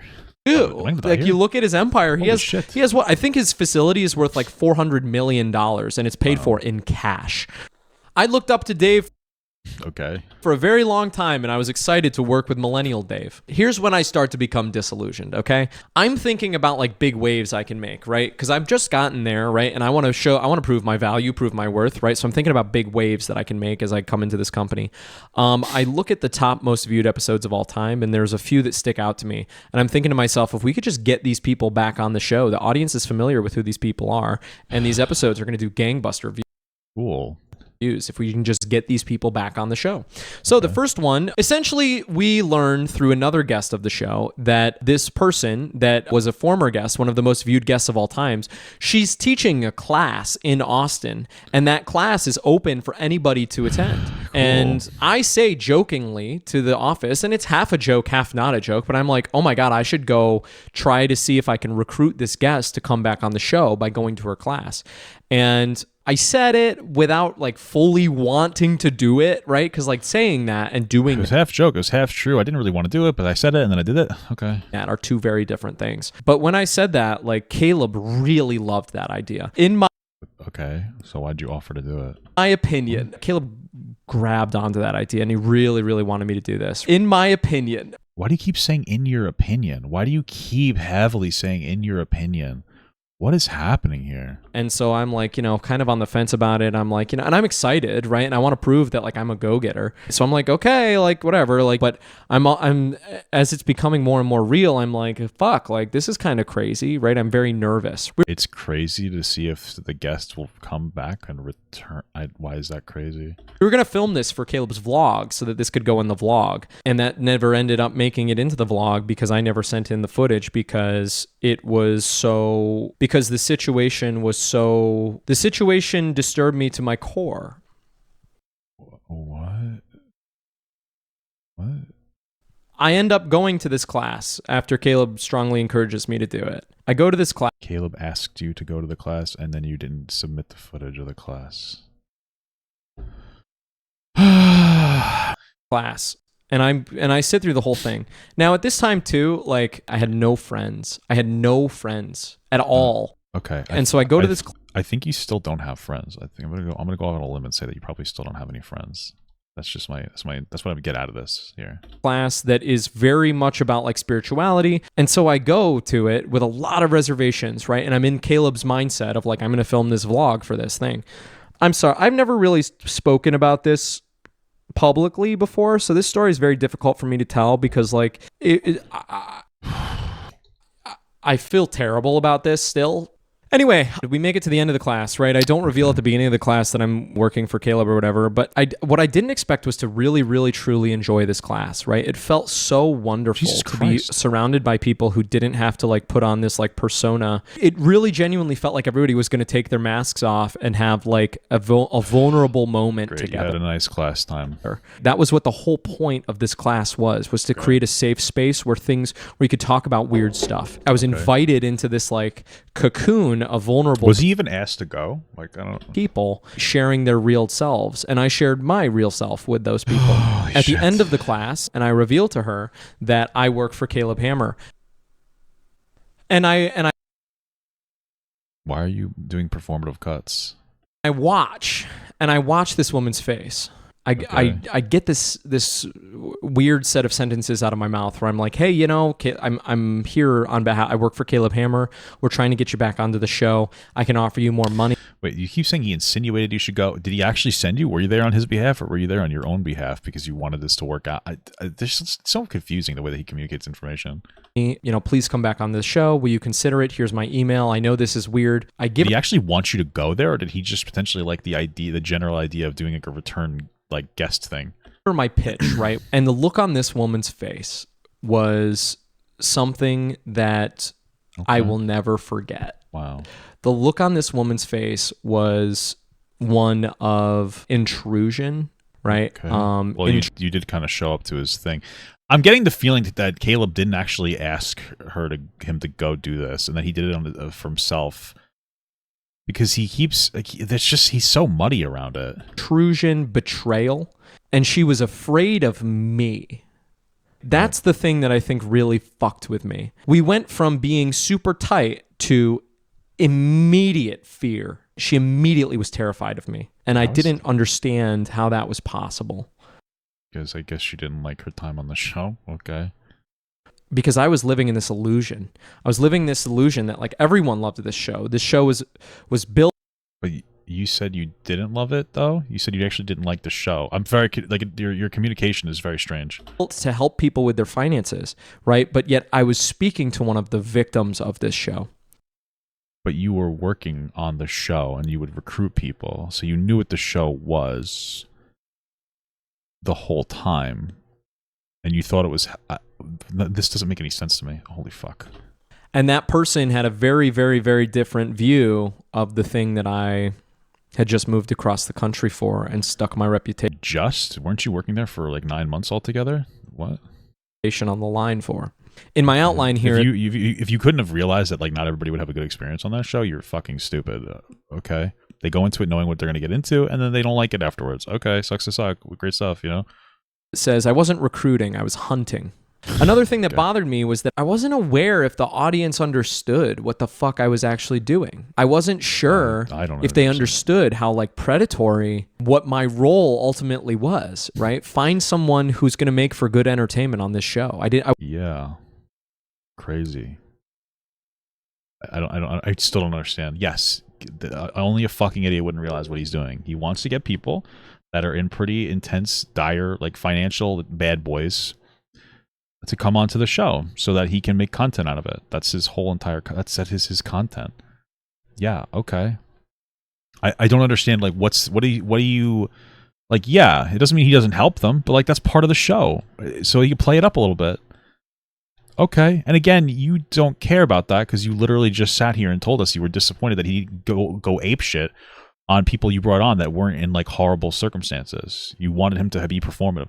I don't understand. Does people not understand? Like everybody understands that it's a show, so it's entertainment as part of it. He gives good advice, but he pulls people on the show. Part of it's because you're like, holy fuck, these people are kind of shitty. they're crazy. It depends on their circumstance. Like, there's always going to be an angle there. That's how all shows work. Literally every show works just like that. That is how everything works. Like, we try to cover entertaining drama stuff, because it's entertaining. That's the point. Like, I don't understand. That's the whole point, is to try to be entertaining. Is this a hot take? What is happening here? I wasn't aware of that. And then I would like look in the vlog comments, because at this time we were making a vlog and there was a lot of drama around the vlog. I didn't like the way Caleb would edit me in the vlog, right? And I would tell him that, and ultimately the vlog ended because I got so upset with like, it's like, Caleb, like you're painting me out to be like, there was one. The vlog ended because you complained about it? Dude, you're a burden to work with. Holy fuck. They ended a vlog because you were such a fucking baby about it? That's what you just told us. What the fuck? Specifically that stands out to me, and that is the conversation around Gia. The thing that bothered me with the vlog was that there was internal pressure put on to me that was implicit, but Caleb would, use the vlog. There's one moment in the vlog where I'm arguing about we need to film with Gia, because Gia had just driven across the country to be there, and although she was sick, right? What people don't see in the behind the scenes of that vlog was that like Caleb, just a couple weeks prior, Caleb. What are you censoring yourself for? We don't have any backlog and we need more guests and we need to have an episode pop off. Like, makes sense to have backlog. I have backlog too, so in case something happens. Performance. People did not see any of that, but instead, like, it was revealed to the audience that like, well, Noah's pushing really hard for Caleb to film with Gia, even though Gia's sick. And Noah is so stupid and he really needs to take better care of the talent. And it's like, that drove me crazy. I don't even know what you're talking about. Maybe you are annoying. I don't know. You don't come off as very credible in this video. Because it's like, cool, now to your audience, I'm an asshole when they don't see. Okay. What is this censor stuff? What am I supposed to get out of this? This is ridiculous. Oh my God. Is geared at, well, we don't have anybody. And it's like, what they don't see is. This is so boring. So I wasn't. This guy is such a loser. I'm actually not bored. This guy's just such a fucking loser. Like, the things he say are just so stupid. He's such a fucking baby. Super huge fan of the vlog all the time. But around that time, I started looking at the comments on the vlog, and I would go out, sometimes the vlog would be about me going and looking and recruiting guests for the show. And in the comments, people would talk about the guests for the show, and they would refer to them as victims. They'd go, oh, Noah can search for victims at this place. That was the comment that really was seared into my brain. That's when I began to realize, man. Even if I'm a nice guy, you don't seem like a nice guy, to be honest with you. You seem like kind of a dickhead. I'm going to be real with you. Nice person. Seems like you want people to think you're a nice guy, but I don't know if you actually are a nice guy. That does care about and respect these people. I'm operating in a... Again, he admitted before that he was upset that Caleb didn't fucking attack people that he brought on, even though they didn't deserve it. Like, he literally, he expressed this pretty... indirectly maybe, but he expressed that he brought people on that weren't in super bad financial situation. Then he expressed that Caleb started with energy, but then it toned down because there was really no reason to have the energy. And then he expressed that he was upset Caleb toned his energy down. So what are you talking about? You like it just as much as everyone else, but you're pretending you don't. I actually think that this guy was a big fan of Caleb Hammer. I think he engaged with Caleb a lot more than he wants us to think. But he knows that in order to push some kind of legitimate fucking anti-Caleb video, he has to pretend like he never liked the show or anything that it was about, because he knows what the he knows about the way that people hate on the show. I actually think that that's much more likely than anything else. System where even people who are fans of this recognize that my role right now is to look for victims of this machine. That really fucked with me, in my opinion. There was also this implicit pressure. It really fucked with me, in my opinion. You have to comply with Caleb's narrative, right? Wow, that's crazy. You have to comply with the owner of the show's narrative. That's fucking insane. Have to comply with Caleb's narrative, in my opinion. So I couldn't jump into that. You have to comply with his narrative, in my opinion. What does that even mean? I don't even know what those words. You have to comply in your opinion. What does that mean? Does it mean you don't have to? I don't understand. There and be like, hey, it felt to me like I could not correct the public narrative about hey, it's not okay to talk about these people like they're victims. If we're using the word victim when it comes to recruiting for this show, that's deeply fucked up, right? It felt like I wasn't allowed to say that. In my opinion, my role became This whole, in my opinion, thing is driving me fucking nuts. Aim to attract people to the show that we're going to get the most views. We film an episode of this show. There's this person that comes into the studio, right? This is a young girl. She's less than 20 years old. I don't remember exactly how old she is, but she's like a real fan of this show. She's not from a casting website or anything. This is a real fan of this show that like really needs help. Her finances are kind of a mess, but like, you know, she's like kind of a kid, right? She lives with her parents. I remember she had this like cool car and stuff. She was like a character, right? She was fun. She lived with her parents. Her finances were a mess, and she had a cool car. Okay, gotcha. But she's a fan of this show, right? Who gives a fuck if she's a fan of the show? I don't he's trying to make it seem like Caleb's a piece of shit because he made fun of a fan of the show. We come in, we do our episode. I remember there, you know, she was younger, right? So there wasn't like a big financial story there, but she fit the type of person that we assumed would get the most views, right? Wow, what a tragedy. No shit. The episode is like not great. I remember that, the episode not being great because there wasn't a Damn, because you did a bad job at your job of casting? Is that why? whole lot of substance because like she only had like, you know, a year or two of financial history where she was like on her own. She had a bad car loan. She had, you know, she didn't have any money. I don't even think she had a job, right? But she fit the bill. So anyway, we go through this episode. This person's like 18, 19 years old. We get to the end and she recorded her episode and everything seemed fine. But after the camera stopped rolling, there was a thumbnail photo shoot session. That was normal. What wasn't normal was what I saw next. She was guided into poses that to me felt suggestive. More skin, more angles. It didn't make sense for a finance show. It didn't. Okay, got it. So Caleb photo raped her? Is that what's happening here? Make sense for someone that young. And it definitely didn't make sense. A 20-year-old? Sorry. I don't know if this is true or not because this guy is a whining fuck. But you're telling me they had an illegal adult on the show and they put her in slightly suggestive poses for the thumbnail to drive views to it?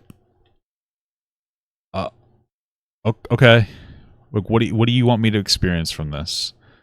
Did he fucking P Diddy her? Like, what do you want me to? What do you want? What energy do you want me to come at with this? This is gonna be ridiculous. For someone who had just come in as a fan. I stood off to the side, chewing my nails, feeling sick to my stomach. She was barely out of high school.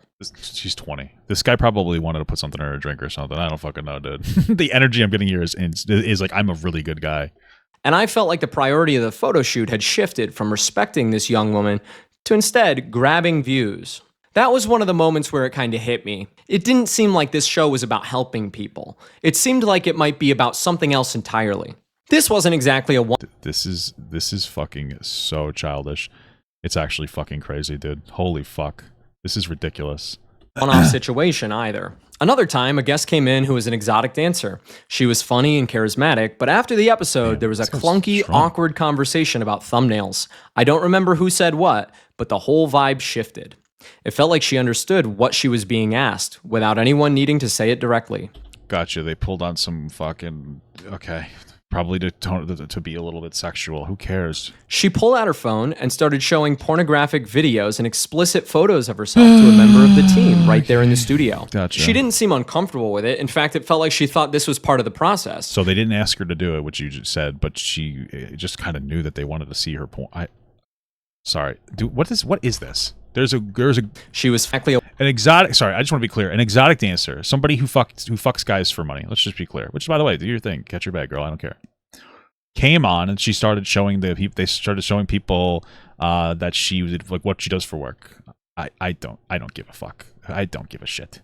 Are you saying that she was manipulated now? She was being asked without anyone needing to say it. Okay. Photos of herself to a member of the team right there in the studio. Cool. She didn't seem uncomfortable with it. In fact, it felt like she thought this was part of the process.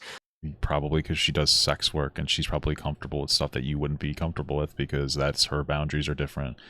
It's called being a fucking adult. Like this was just what you did on a show like this. Oh, so I see what he's... So, despite the fact that anybody without a traumatic brain injury would obviously be like, oh yeah, she's doing this because she's comfortable with sex stuff because she's a sex worker. There's nothing wrong with that. He's saying that like they insinuated she had to do it, but she didn't see anything wrong with it because she was groomed by the sex work industry. That's what he's implying here, just to be clear. At that time, I didn't really question that. I think I told myself that that was fine, but looking back now, it felt like the team was treating explicit OnlyFans content as potential thumbnail material for a financial advice show. And okay, that felt like a deeply strange thing to me. A similar situation with another guest also left a lasting impression on me. Cool. Caleb had met her at a party and invited her to be on the show. She was an exotic dancer, and when she arrived to the studio, something felt off almost immediately. I'm no medical professional, so I won't speculate, but she seemed Sounds like you want to insinuate, though. deeply Like she was on out of drugs. it.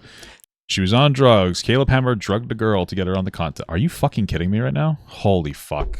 She had trouble focusing. The shoot had to end early because it became clear that she couldn't make it through the episode. Gotcha. So, okay, so she decided to show up high. Cool. Before filming, she changed into an extremely revealing outfit, one that left very little to the imagination. Did you calm your pants? Why are you telling me this? And once Did you ejaculate?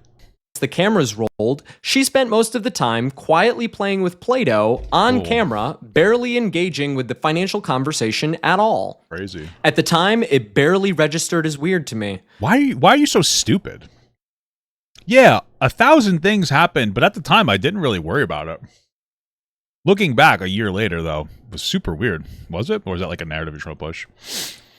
Yeah, it was super weird. We had like an OnlyFans girl on once, and she showed us some of her pictures. That was really weird. At the time, I didn't mind because I was jacking off to it. But now that I look back, Caleb's a fucking predator, and he raped her. Like, that's the energy we're getting here. It was just another strange day in an already strange job. Whoa. But looking back now, Even it's the job clear is how strange? far from normal things had gotten. There became a very big focus on the thumbnails, right? A lot of people blame me Wow, that's for crazy. the thumbnail changes. As a general rule, those thumbnail conversations happened. It's like a huge company-wide thing, right? Anytime I was in Did anybody actually blame this guy for the thumbnails, or does he just keep saying that because he's a victim? those rooms, I would try to give the guests informed consent of like, hey, like, you know, we're going to take some creative liberties and stuff. Like, we're going to make fun of you in the thumbnail and title, but like, we want Okay. you to be in on the joke, right? That was like my thing. I love that. I love that he's showing to us that Caleb would make sure that they knew what was going to happen. That's my favorite part about this whole thing. That's fucking amazing. Thank you so much, dude. Thank you so much for showing us that Caleb makes sure that the guests know what's going to be on the thumbnail. That's incredible. Time we were doing thumbnails and titles, I would try to be more funny than I was rude. I recognize now that like I was in an environment where like that strategy is like fundamentally not going to succeed. Then when people started to blame me for the more aggressive direction of the thumbnails and titles and Caleb wasn't correcting them, I realized that I was being He was making the provocative thumbnails and titles, but since Caleb wasn't correcting him, Caleb's actually the bad guy. I mean, there's a level of truth to it because obviously Caleb's okay with the thumbnails, but also who cares? They're really not that bad. So it's really just like a fucking virtue signal here. That's all it is. scapegoated for the direction of the channel. Caleb Nobody scapegoated this guy. I don't even know where he's getting this from. Nobody sat here and was like, oh, it's your fault. Nobody ever thought that it was your fault because of the way that things are going. He puts way too much onto himself. Like, he thinks that he is like the fucking greatest thing in the entire world. Like, he thinks that the success of the channel is because of him. He thinks that the mean shit that happens is because of him. He thinks everything is about him. He's actually fucking crazy. Caleb is screaming more. These thumbnails and titles are egregious and horrible, right? When did this change happen? Well, the big pivot of the channel was when Noah was hired. So let's blame Noah, through Nobody thought this. This guy's making this up in his fucking head. no fault of their own. Like, they didn't know any better, right? And so that deeply didn't sit right with me. In my opinion, Deeply didn't sit right with me. Caleb began to see my role for the company not as In my opinion. like a builder, not as like someone who was helping him make millions and millions of dollars. My role in You're an employee, dude. Chill the fuck out. the company was Caleb's garbage man. That's ultimately what I realized What? my responsibility was. My opinion was that I was Caleb's I'm gonna be woke here. Are you insinuating that garbage men are like bad? Like, I don't understand. Like, what's the insinuation there? I was the garbage man. What does that mean? Do you not respect garbage men? Like, what the fuck? social garbage man. So like, here's how a typical week would go, right? We would have 4 guests a week just about, or we would try to hit that, right? I would be ridden. My ass would be ridden until I alone casted 4 people a week. And Isn't that your job? Aren't you the casting director guy? No? if those people were not fitting Caleb's ideal guest archetype, I would be like, reprimanded. Wow.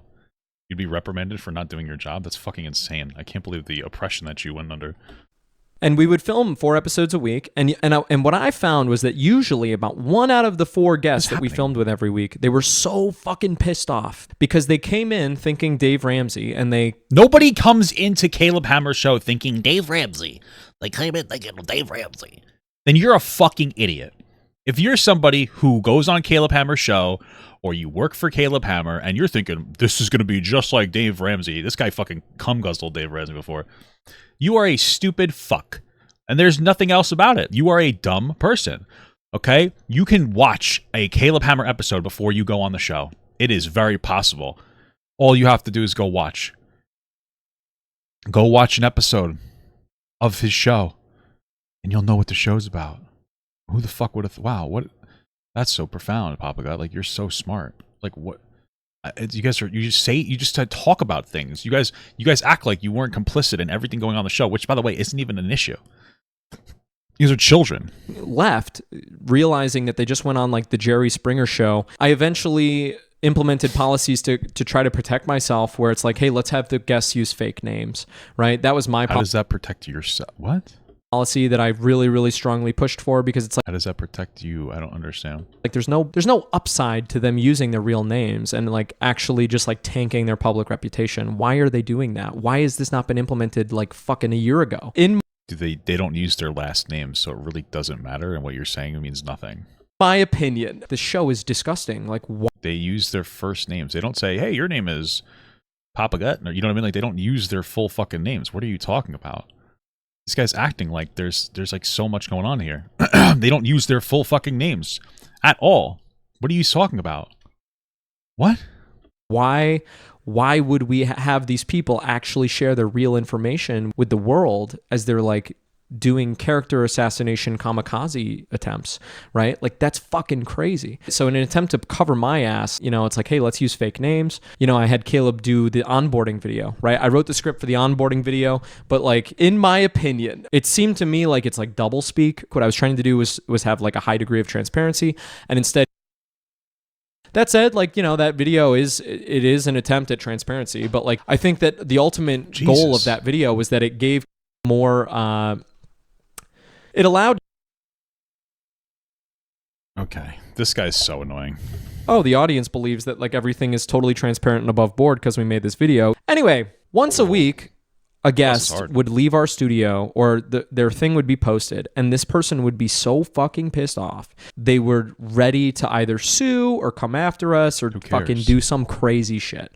Okay, cool. Maybe they should have researched better. My opinion. And so when I realized... In my opinion. Was like, I'm the garbage man, right? Like, people... It was so funny to me. The frame was, Caleb and are so introverted that they just can't handle any sort of like communication with the guest. I'm pretty sure every time he censors, he's actually saying a racial slur, just so you guys know, okay? In my opinion. It's just in my opinion, every time he censors, he's saying a racial slur.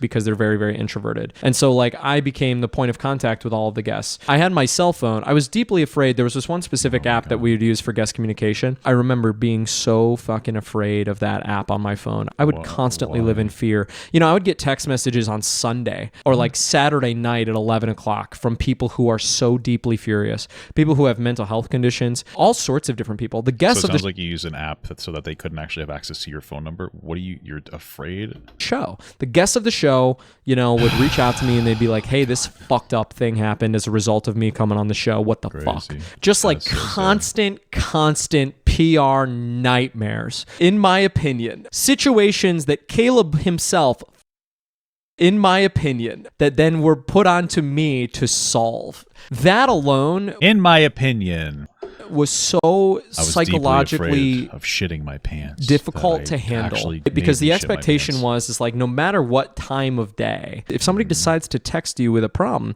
you jump on it right then, because they could be a potential PR nightmare if they fucking blow up, right? So if they blow up and they blow the fucking roof off of this fucking thing, my job ends, my reputation ends, right? I'm suddenly a part of this fucking machine, right? All right, I'm pretty sure he's overloading this. Some people probably cried afterwards. It doesn't really mean anything. So if one of these fucking people nukes this If someone nukes it, people complain about Caleb Hammer's show every fucking day. Stop. This guy, I'm saying, this guy's overloading his shit. He's overloading. I wouldn't doubt that, like, he didn't have to respond to these people at all, and he just did because he wanted to, because he was a fucking baby. Like, people cry all the fucking time. Everything is, like, fine. You're just acting like a child. Ass is on the line, right? So it doesn't matter if it's 10 p.m. on a fucking Thursday. I have to defuse the bomb, right? And then I frantically text Caleb every single time one of these fucking bombs comes. And so the whole fucking time... You like that performative, like, fucking eye wipe? I'm so sad. Whole time, I'm begging. I'm like, Caleb, we have to treat these people with respect. We have to offer some level of baseline respect to these people, right? Because... Okay. I'm sure that you did all that, bud. You're the champion. You're the savior. It's like I can't be in a system where I'm the garbage man. Where because once a week, Caleb, I just started working for you. I have a lot of demands, though. I have a lot of demands for you, buddy. One of these motherfuckers is furious, right? In my opinion, we're building a system that is, in my opinion, by definition, unsustainable. In my opinion, baby, in my opinion. Like one erratic person is added to the pile every single week and I'm supposed to deal with that, right? Eventually, like this is going to pop. Eventually this bubble, in my opinion, is going to pop. So we need to create a system where people don't get... Yeah, I don't know. Maybe he did. Hey, buddy, did you do theater when you were younger? Probably did. Fucked by this machine. I would march into that office and I would beg those motherfuckers. I'd say, hey, we need values. Hey, we need what are our values? And the reason why I would beg for that is because I wanted stuff that You sound like such an annoying person to work with. Holy fuck. showed transparency. I couldn't sleep with what we were doing, in my opinion. Right? You couldn't sleep in your opinion? That's crazy, man. That's wild. I would know that for a fact, personally. Personally, I would know for a fact if I couldn't sleep. Right? Like we were so fucked. What we were doing was so fucked, in my opinion. It was so fucked to me that I needed something to prove to myself that like what we were doing was on some way ethical, right? And so I'm like, hey, can we write some fucking values? Can we paste them to the wall? Can we put them in the fucking like waiting room? In kindergarten? You want to put the golden rule on the wall? Like, let's fucking write about our values. And in my opinion, these motherfuckers would make fun of me. They would make fun of me. I would too. You sound. It's only in his opinion, so he doesn't actually know if they make fun of him. But he's trying to make it seem like there's a toxic work culture. But like, I'd make fun of you too. You're so fucking annoying, dude. So I don't really care if they made fun of you because you deserve it. You're such a fucking crybaby. You know, they'd be like, well, we have three values, you know, because at the beginning I got them to write down some values, right? The values were that I would beg him to get fucking certified. I would beg Robert, Caleb's business partner. I'm like, hey, man, fucking convince Caleb to take some sort of financial education certification thing because like... What does that have to do with anything? This is just him trying to throw it in there to make Caleb seem like he doesn't have any credibility. My job was so difficult because like my job was to find someone who knew less about finance than Caleb Hammer, who was in a bad financial situation. In my opinion, you know, they would come on the show, Caleb would rip into them, right? And then it would kind of be on me to kind of clean up the blood, right? Make sure everybody was good enough. This guy is overloading his job so much. He is such a fucking whiny crybaby bitch. You know, oh, that was for fun. That was for fun. You know, and by the way, like you signed all these documents. That was all a joke, right? I think he said another racial slur, in my opinion. That was my job. If you want my opinion, this is my opinion. I honestly don't. It's actually, your opinion is fucking terrible. It's dog shit. Fucking waste them. This is insane. My role was there so that Caleb didn't have to feel the consequences of his own actions. Okay. You recruited people. You think you're way too highly of yourself. Every day scared the shit out of me. In my opinion, these people would come to us and they would have mental health issues. They'd be like, "Hey, I'm really depressed. I have like multiple personalities, right?" Well, I mean, you are pretending to have mental health issues, so I imagine like a lot of them just pretend to have them, and then you think that they're real. It's kind of the day and age we live in, where everybody pretends to have like an issue and they make an excuse for why they can't be financially responsible. I'm not saying things aren't hard. I'm just saying that seems to be the case, and you're one of those people. I have bipolar disorder. People would say that shit to me. Why'd you recruit them then? With the phone, right? So then why'd you recruit them? Here's the other thing is that like why'd you recruit them then if they had bipolar? You're the recruiter. Why'd you recruit people with bipolar? You felt so bad for them. Why wouldn't you just do a better job at vetting people? This is kind of on you, no? You're the recruiter. Why did you recruit people that you felt were vulnerable? I've wanted to be a YouTuber my entire life. I've done production my entire life. I fucking love people. I love people, right? And I took my job extraordinarily seriously, right? Extraordinarily seriously. I would talk to these people for hours and hours and hours before they ever showed up to the studio. That's weird. You sound like you do way too much. Guys, I was working at an oppressive work culture where I had to work a lot. I was working 60 hours a week. By the way, I would talk to the people before they came on for hours. Wow, I wonder why it was. It took so much time for you to do your job. I wonder why it was taking you 60 hours a week. You were literally responding to every bit of criticism from people, and you were talking to them for fucking tens of hours a week. Oh, why did it take you so long to get through it? Oh, okay, maybe that's why. Maybe you're doing too much. I would know every single thing about them because ultimately I genuinely wanted to help them change their behavior so that you're just a weird freak, honestly. Like, you have no idea how to do your fucking job is what I'm hearing here. It could lead to better outcomes, right? I wanted to make the best show we possibly could, but I also wanted to help these people because I cared about them. And so they would disclose to me that they have all of these mental health issues. And so I became paranoid about that too. And every single intake I did, I said, you know, hey, let us know if you have any mental health issues. And suddenly, like, if you had any mental health issues, you were suddenly not welcome on the show because, like, I didn't want to be responsible for somebody taking their own life. Whoa, it sounds like you decided to deny opportunities from people with mental health issues. That's fucking crazy. So just to get this straight, he just told us that he would talk to all the guests before they even came on for hours, which is actually insane amounts of vetting. And then if they had a mental health issue, he wouldn't let them on the show. So it sounds to me like you were discriminating against people with mental health issues. And also, you're trying to insinuate that everybody had a mental health issue that came on the show, but then you said that you didn't hire them, so they actually didn't have a mental health issue on the show. I wonder if this guy realizes that he could potentially get in trouble for denying opportunities with people with disabilities. And then blaming me for that, right? I didn't want to be complicit in that. Okay. The breaking point. The Breaking Bad. Eventually, Caleb put me in charge of the post show, right? So I would co-host the post show with him. And during the post show, it always drove me crazy because I would give Caleb these outlines where it's like, hey, like, I talked to this person for a very long time, right? I took transcripts of our conversations and I would like analyze them to pull out details as well as the notes that I took during the conversations. And I would like create psychological profiles of them. I would create like intricate bulleted lists about like, hey, these are the things. Hey, I would talk to the guests and I did my job and I would write down some talking. I would basically summarize. I would do the minutes of what I talked to them about. That's my job. But I did these steep psychological breakdowns.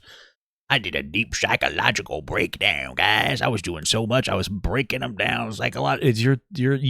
This guy's acting like he was doing like fucking God's work here, dude. You were right. You were talking to people and then taking some notes.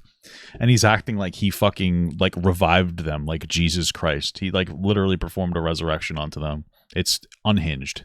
Things that we should cover during the conversation. Here are things that you can like hold their feet to the fire for, but here are some angles that you can take during this conversation that can actually help them take a step back, understand their behavior, and try to actually change their lives. Crazy. Definitely believing that, chat. Caleb would sometimes not even read my outlines, right? Caleb would glimpse them. An example of this is the Mia episode, right? If you go back and you watch the Mia episode and the Mia post show, it's this woman, she's wearing a black blouse.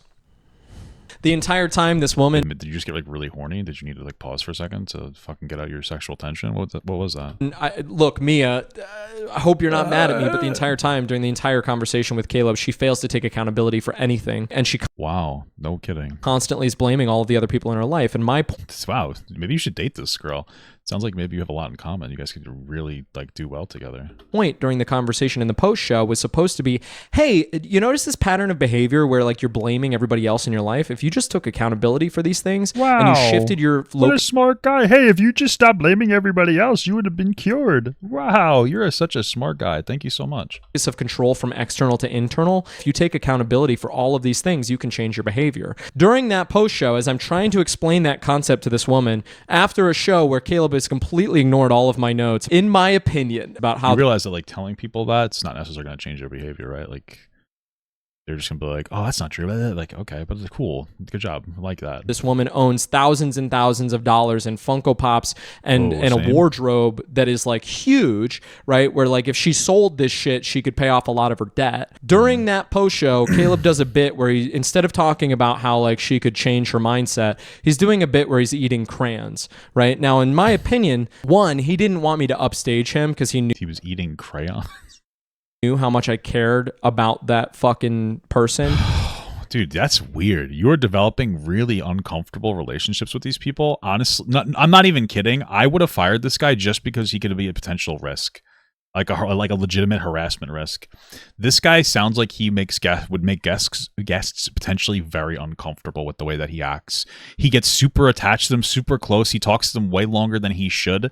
I would if I was like a business owner, I would potentially just fire him for that, because it's fucking weird the way that he's talking. Compared to him, like, I really think he knew that, like, I knew so much about her that, like, or maybe not. He probably did. I don't know. He's also like, he's genuinely such an interesting person, because, like, I think that I'm going to overload this, and then he did all these things and he knew this and that, but he probably not. Okay, cool. Thanks for the commentary, man. That was like really good. Thanks for that. Make sure every time he talks, we know that he is just completely unhinged. Know how much of what he's doing is like a chess move, and how much of what he's doing is him being during. He called him the R slur there, by the way. In my opinion, he just called him a racial slur. Isn't that fucked up? That in my opinion. Show, he's like eating crayons as I'm like trying to help this woman, and I'm trying to explain, and you can just see me get so visibly upset, right? It's Why? like, okay, like, I've spent, 6 hours or more preparing this conversation, learning every single fucking thing I can about this lady, building this outline for you to And then you fell in love with her? Was this the one that was like really young?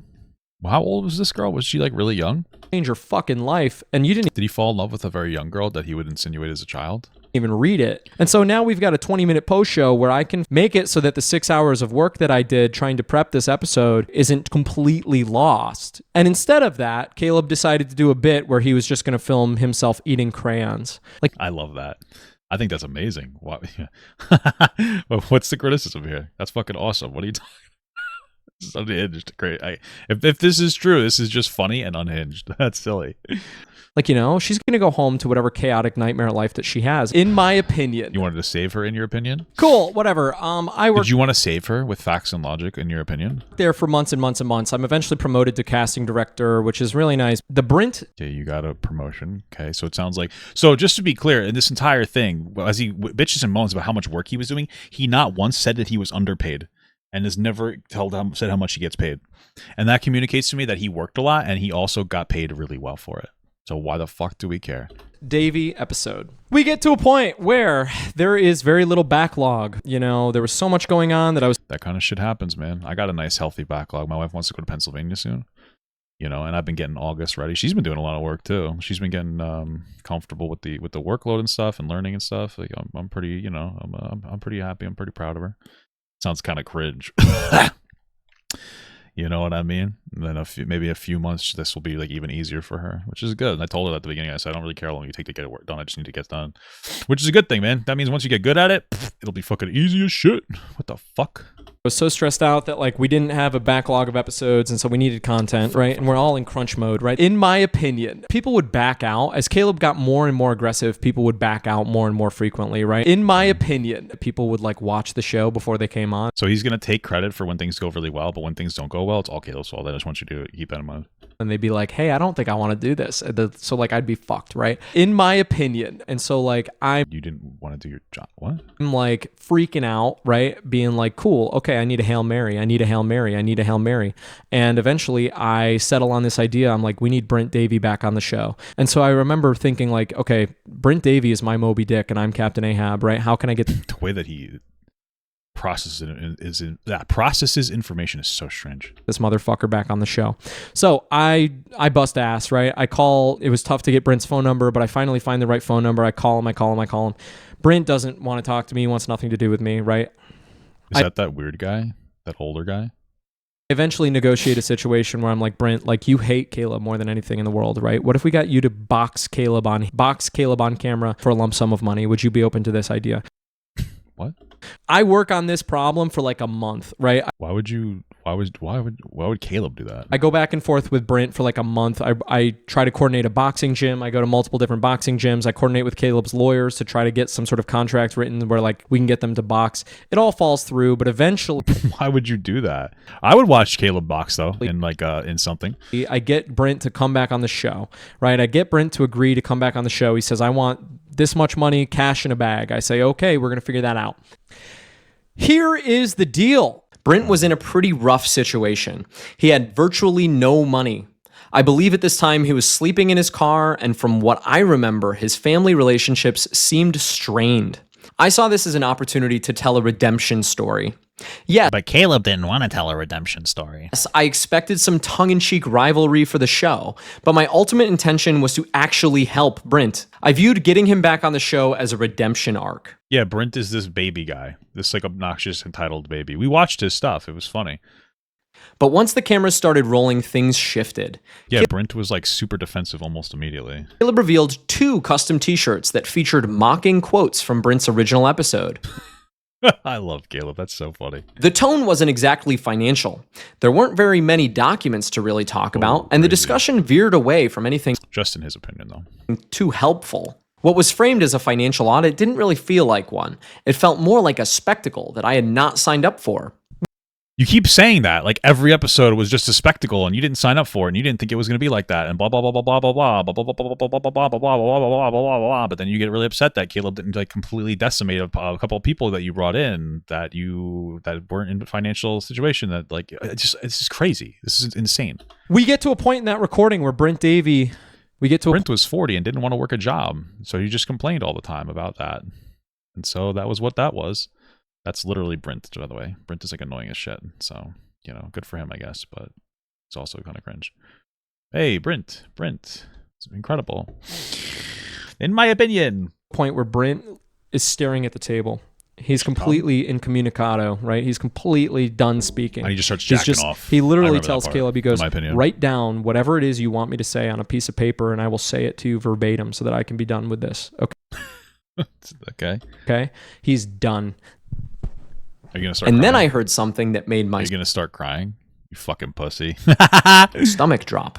Oh. I'm paraphrasing, but it was something like, if you don't finish this It was something like, in my opinion. conversation and talk to me for another 30 minutes, you're not going to get paid. Okay. Cool. Why do I care? Why does that matter to me? I just want to understand why I would give a fuck about that. Why would that be something I care about? True, I'm being 100% truthful too. Why is it something I would give a singular fuck about? He asked for a ridiculous amount of money to get on there, right? So, like, yeah, that makes sense. Hey, this is how long we're going to do it for. If you want to get the money, which you usually don't get on financial audit, that's my understanding. You have to actually finish your episode. Why do I care about this? That moment stuck with me. Wow. Whatever the crazy. intent was, the impact was clear. Someone in a vulnerable state was being cornered. Sorry. In a vulnerable state, you did everything that you possibly could to get him on the show. How are you pretending that you're not complicit with this? What? On camera. I remember the energy just draining from the room. It didn't feel like a show to me anymore. It felt like something else. But anyway, I watched this happen, and it doesn't work, right? It doesn't work. Caleb plays hardball with Brent, and it barely works, and Brent continues to not speak. And that's when I step in, right? Because Brent and I, at this point, Brent and I have a relationship, right? And I talk to Brent, and I go, Brent, like, for a moment, screw Caleb, right? Like, don't think about Caleb for a moment. What is your plan for your life? Just tell us about that, right? And then Brent opens up about this story about like music and stuff and how he wants to be a composer and how he wants to, he essentially wants to do piano and he's making original art and stuff. And his music was beautiful and that was great. But as I got Brent to keep talking, Caleb looks at me and he goes, Noah, stop talking, right? Like, Noah, stop. The way he commanded me to stop talking once Brent was continuing to film the show. And I was so used to that at that point that it worked and I shut the fuck up.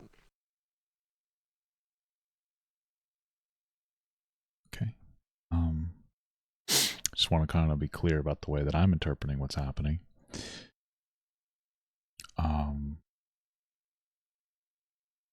You were talking when it's not your show, and Caleb told you to stop, so you stopped. It's crazy. That's so stressful for you. Are you okay? Are you okay, man? Like, that's fucking crazy, bro. That's actually so scary. What the fuck are you talking? What is happening here? You know, like, what? Are you gonna cry again? Oh, he's gonna cry again. Holy fuck, this guy's a fucking pussy. There we go. He's crying. Brent finished the conversation after that. Afterward, I had a conversation with someone on the team where I floated the idea, hey, what if Brent had been What if we just started jacking each other off and coming all over ourselves? recording that conversation? The look that I got back from after that. Brent finished the conversation after that. Afterward, I had a conversation with someone on the team where I floated the idea, hey, what if Brent had been recording that conversation? The look that I got back from that teammate said it all. That's when it hit me. The unease that I felt. It didn't. I don't understand. What was the point of what you're saying? You're worried that he's gonna record it and expose you? I don't understand the implication. Just seem to be mine. It was shared. It was real. I wanted to tell a story about redemption. What happened instead was something I couldn't justify. Suddenly, I felt like I was complicit for staying. Cool. Every muscle in my body is like, go do something else. Go do something else. Don't continue to relive these moments. But like, he's pretending to be so traumatized by this. Isn't this fucking crazy? This is wild. But I'm like halfway through this, and I've never made it this far into recording this video. I've made it like 45 minutes into recording this video, but I've never made it this far. So I'm just gonna fucking do this, and it's not gonna be perfect. And I probably sound manic or crazy or whatever. You just sound like you're fucking pathetic is what you sound like. The fuck, but I'm just going to keep going. And eventually someday when I achieve some level of closure, I will be able to talk about this hopefully in a way that's like not so deeply world fucking riveting. That's crazy. I don't care, by the way. You kind of sound pathetic, but okay. And people aren't going to understand that. They don't understand like the level of fear and fight or flight that I experience on a day-to-day as a result of this situation. That's pathetic. Holy fuck, that's insane. They don't get it. Cool, this shit with Brent goes down. George Camel is coming into town. George Camel's coming into town to collaborate with Caleb Hammer. George Camel. Oh my God, sound the alarm. George Camel, the TikTok Gen Z appealing side of Dave Ramsey, is coming to Hammer Studios, Hammer Media. What the fuck is the fucking building called? I don't fucking remember. So, George Camel is coming to film something with Caleb Hammer. Caleb Hammer says, oh, cool. Okay, they're in the same space. Oh my God, I have an idea. The last time that we... The last time that we started calling black people the N-word, that's what he said, in my opinion, just to be clear. Isn't that fucked up? This guy's talking about how he used to... By the way, it was just him. This guy just loves... He would apparently, the biggest thing, in my opinion, was that, in my opinion, he would just call people, in my opinion, racial slurs, in my opinion. Isn't that really fucked up, in my opinion? That's really fucking crazy, in my opinion. Auditing him with Graham Stephan. That was kind of fun. Let's do the same thing. No, you ready for a co-audit? This time, again, I'm offered, it's like, hey, I can consent or I don't have to consent, but I'm thinking to myself, like... hey, I don't actually have to... He's telling us that he didn't actually have to do this, but he decided to do it. I really heavily consider it, right? I heavily consider it this time because now I'm disillusioned. I have watched Caleb Hammer take these people apart every single fucking day of my life for the past like 8 months. So I'm thinking to myself, okay, fuck me. Like, am I going to subject myself to this again? Right? My finances were in a much, much better position. But at the same time, like... it's the second time you're doing this? Okay, cool. It's crazy. Emotional fallout that happened to me from coming on that show the first time was so fucking crazy. It was just so difficult to explain to anybody. The way that you feel naked in front of everyone is so strange. I'm thinking to myself, okay. Dude, you wanted to be a content creator. Why are you talking about it like this? You wanted to literally be an actual content creator, and you're talking like everything was so fucking crazy. Like, you wanted to do this for a living. You wanted to be a content creator. Now you're talking about how upsetting it was to look naked and vulnerable in front of people. You wanted to do content for a fucking living. None of this makes any sense. This is insane. This is fucking preposterous. Hey, like, I'm supposed to do this again. Everybody in the audience was like, oh, I can't wait for Noah's follow-up. After a very, very long time where I'm like, no, I don't think this is a good idea, I eventually sit on it and I chew on it enough where I'm like, okay, fuck it, let's go. Like, I've seen this guy take people apart. I am this guy's fucking special sauce, right? Like, I know this motherfucker and how he argues better than he does, right? So, like, let's go. Let's be the wall, right? Like, I know. I've seen behind the curtain. So I roll up to audit number 2. You know, again, I barely slept the night before. I've been preparing for weeks, right? I've been preparing the week beforehand, like running like scenarios where I'm like, okay, he's probably going to do this, and then I should probably go like this, because I don't want to be humiliated again, right? The first time I went in, you know, very like green-eyed, right? Green-eyed, bushy-tailed, you know, and I remember the comments being like, oh, this guy's fucking nervous and talking too much and whatever. And so the second time I go in like this. Hi, welcome to the show. Yeah, these are my finances. Go ahead and dig through them. Yep. Whatever. We do the audit. Sounds like you were kind of boring. Wait, what the hell is this? I didn't see this before. I'm embarrassed to do the audit because, like, you know, during that This is so stupid. Okay, so you went in and he stonewalled the interview and it was boring. Got it. month, I was spending so much money. I was not going into debt. I was not using debt at that time, right? But I love it. So he's telling us, just to be clear, he's telling us that Caleb paid him well. I just want you guys to understand that. I was spending so much money trying to cope mentally with the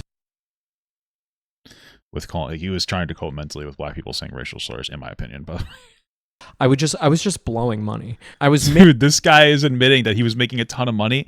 This guy is literally the embodiment of a Caleb Hammer guest. He makes a tremendous amount of money working with Caleb, which is why he refuses to tell people how much money he made, because then he knows it would make Caleb look good because of how much money he got.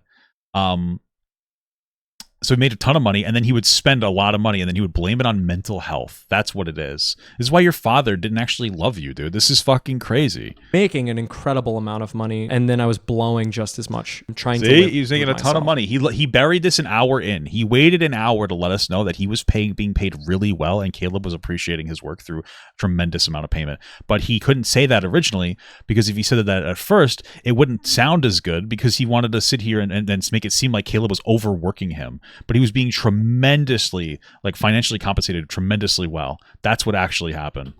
And so that was kind of like why I was ashamed to do the follow-up. Towards the beginning, I explained the emotional fallout from doing the show the first time, right? I explained how difficult it was for me. I explained like what it was like to read the comments, and I explained how much respect I have for each of the people that do decide to come on Financial Audit, because it's fucking grueling. The entire audit was very passive-aggressive. Now, conveniently, all of that footage was removed, right? The parts where I talk about the emotional fallout from me going on the show the first time, as well as like all this other shit about eventually days. So they cut stuff out that they felt wouldn't be entertaining. Why? Maybe they didn't.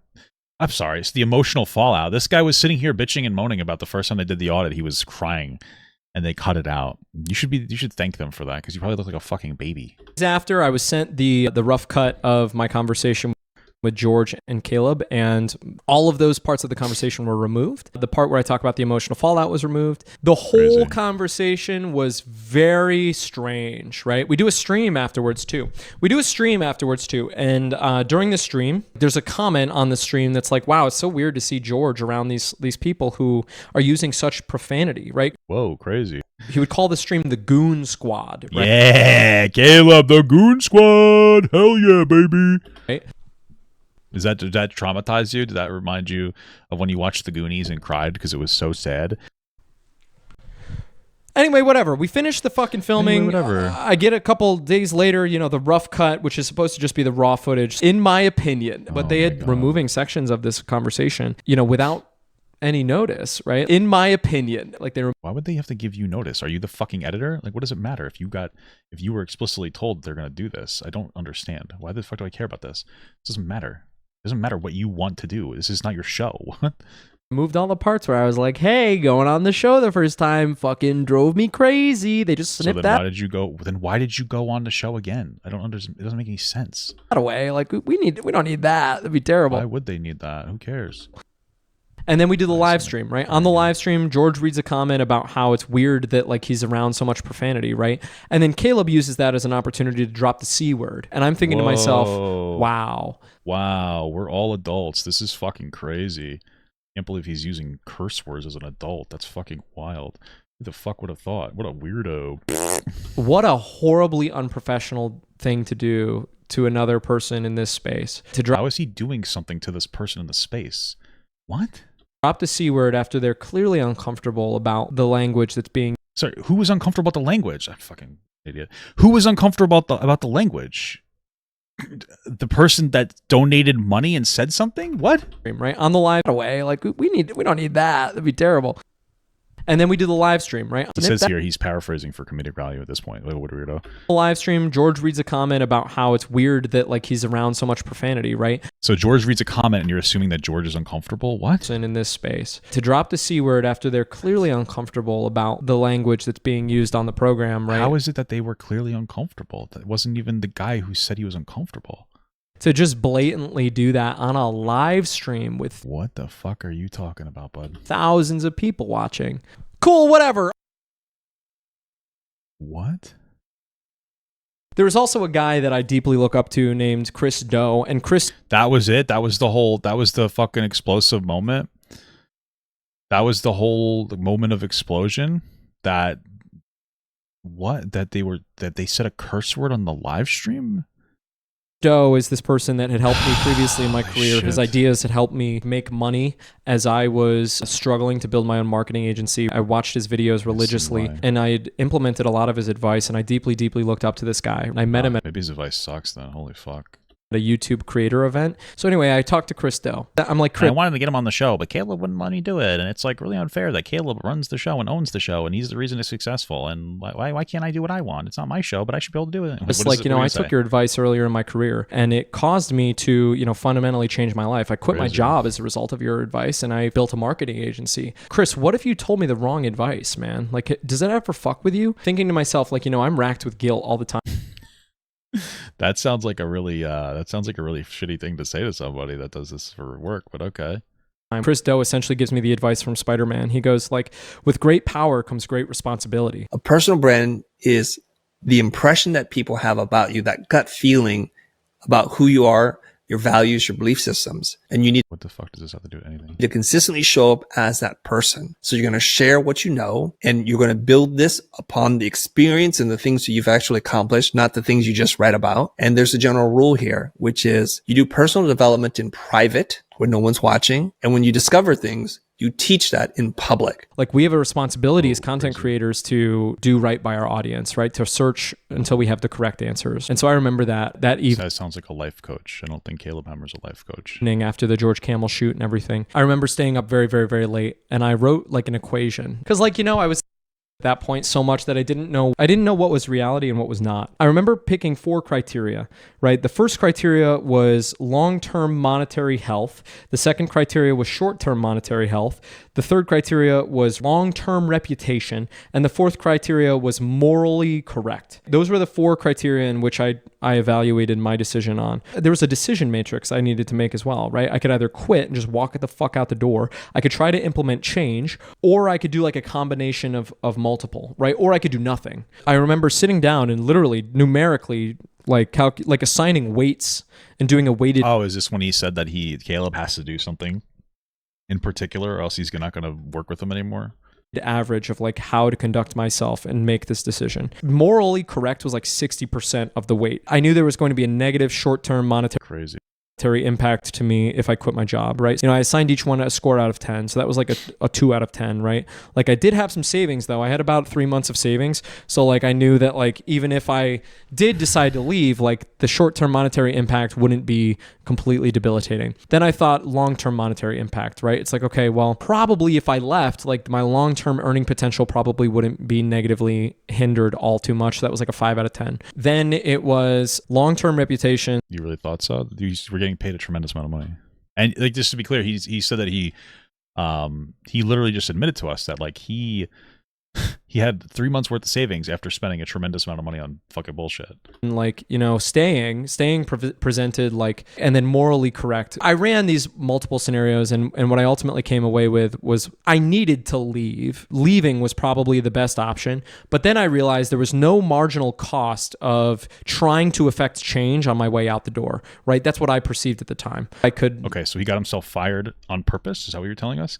He overstepped his boundary on purpose. That's what he's telling us right now. Tell administration. He got fired by Caleb Hammer. He's literally just telling us he got fired by Caleb Hammer because he wanted to quit the show because he didn't want to do it anymore, and he got himself fired. That's what he's saying. What the fuck? hey, you know, these changes need to be made, and just see what happens. So I do that. The next morning, I go to Robert, Caleb's business partner. People are like, well, why didn't you just talk to Caleb about these things? And it's like, well, I did talk to Caleb about these things for months and months and months and months and months and months and months. Okay, and he said he didn't care because it's not your show. And so it just became this like dead end, right? And so instead I just talked to Robert. So I talked to Robert in the morning. I'm like, hey, Robert, like, I'm not going to have this conversation with you because it's being recorded by Caleb on the security camera. And I want to make sure that we can have a privileged moment between you and me.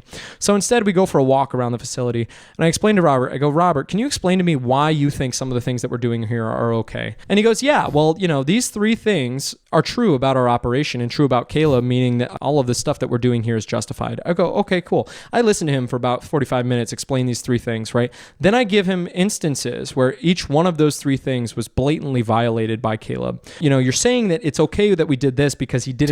Tell us what it is. Why are you being so indirect about it if you believe what you're saying? How come you're not being direct about what it is right now? Like, I don't understand that. Do this, but that's actually not true because I can point to this situation here. Then point to it. Tell us what it is. Why are you being indirect about it? How come he won't tell us what the specific situation is? Hey, why are we able to do this thing? Well, here are the reasons why. Okay, well, I'm not going to tell you what the reasons why, but I'm going to insinuate that they're this, this, and this, and I'm going to make sure that I also say that, like, we're actually violating those things. We're not actually doing them. But, like, we're taking your word for it? Who the fuck? Like, you're a weird, dishonest, terminally online freak. What? We had this conversation around the building. I then tell Robert, I go, Robert, have you seen the fucking raw shoot footage from Brent Davey? Because like I had Robert go and look for the source footage, right? Because that was obviously removed from the edit. So I go and I get the raw footage from Brandon, or I encourage Robert to go get that from Brandon. And Robert watches that footage. Robert then goes and he talks to Caleb for some time. And it's a normal day of work, right? So we all sit back down. Now, at this point, the editing team had finished editing the episode with Brent Davey. And so it's a Friday, I think. And so like over lunch, before the guest for that day is coming in, over lunch, we all sit down and we watch the Brent Davey edit. The Brent Davey video opens with, you know, this like joking caricature opening about how it's like a Smash Bros intro. It's framed as like a friendly rivalry. Throughout this conversation, you know, as Caleb systematically humiliates Brent over and over and over again with each t-shirt and whatever, I just look around the room and every single person in this room is smiling and laughing. And I realize like truly like the level of dehumanization that is going on, right? Wow, that's so sad. It's like this man that we're laughing at right now. And he's the N-word or something. I don't like, what are you doing? What are you censoring? Why are you saying it? Why do you keep censoring this stuff?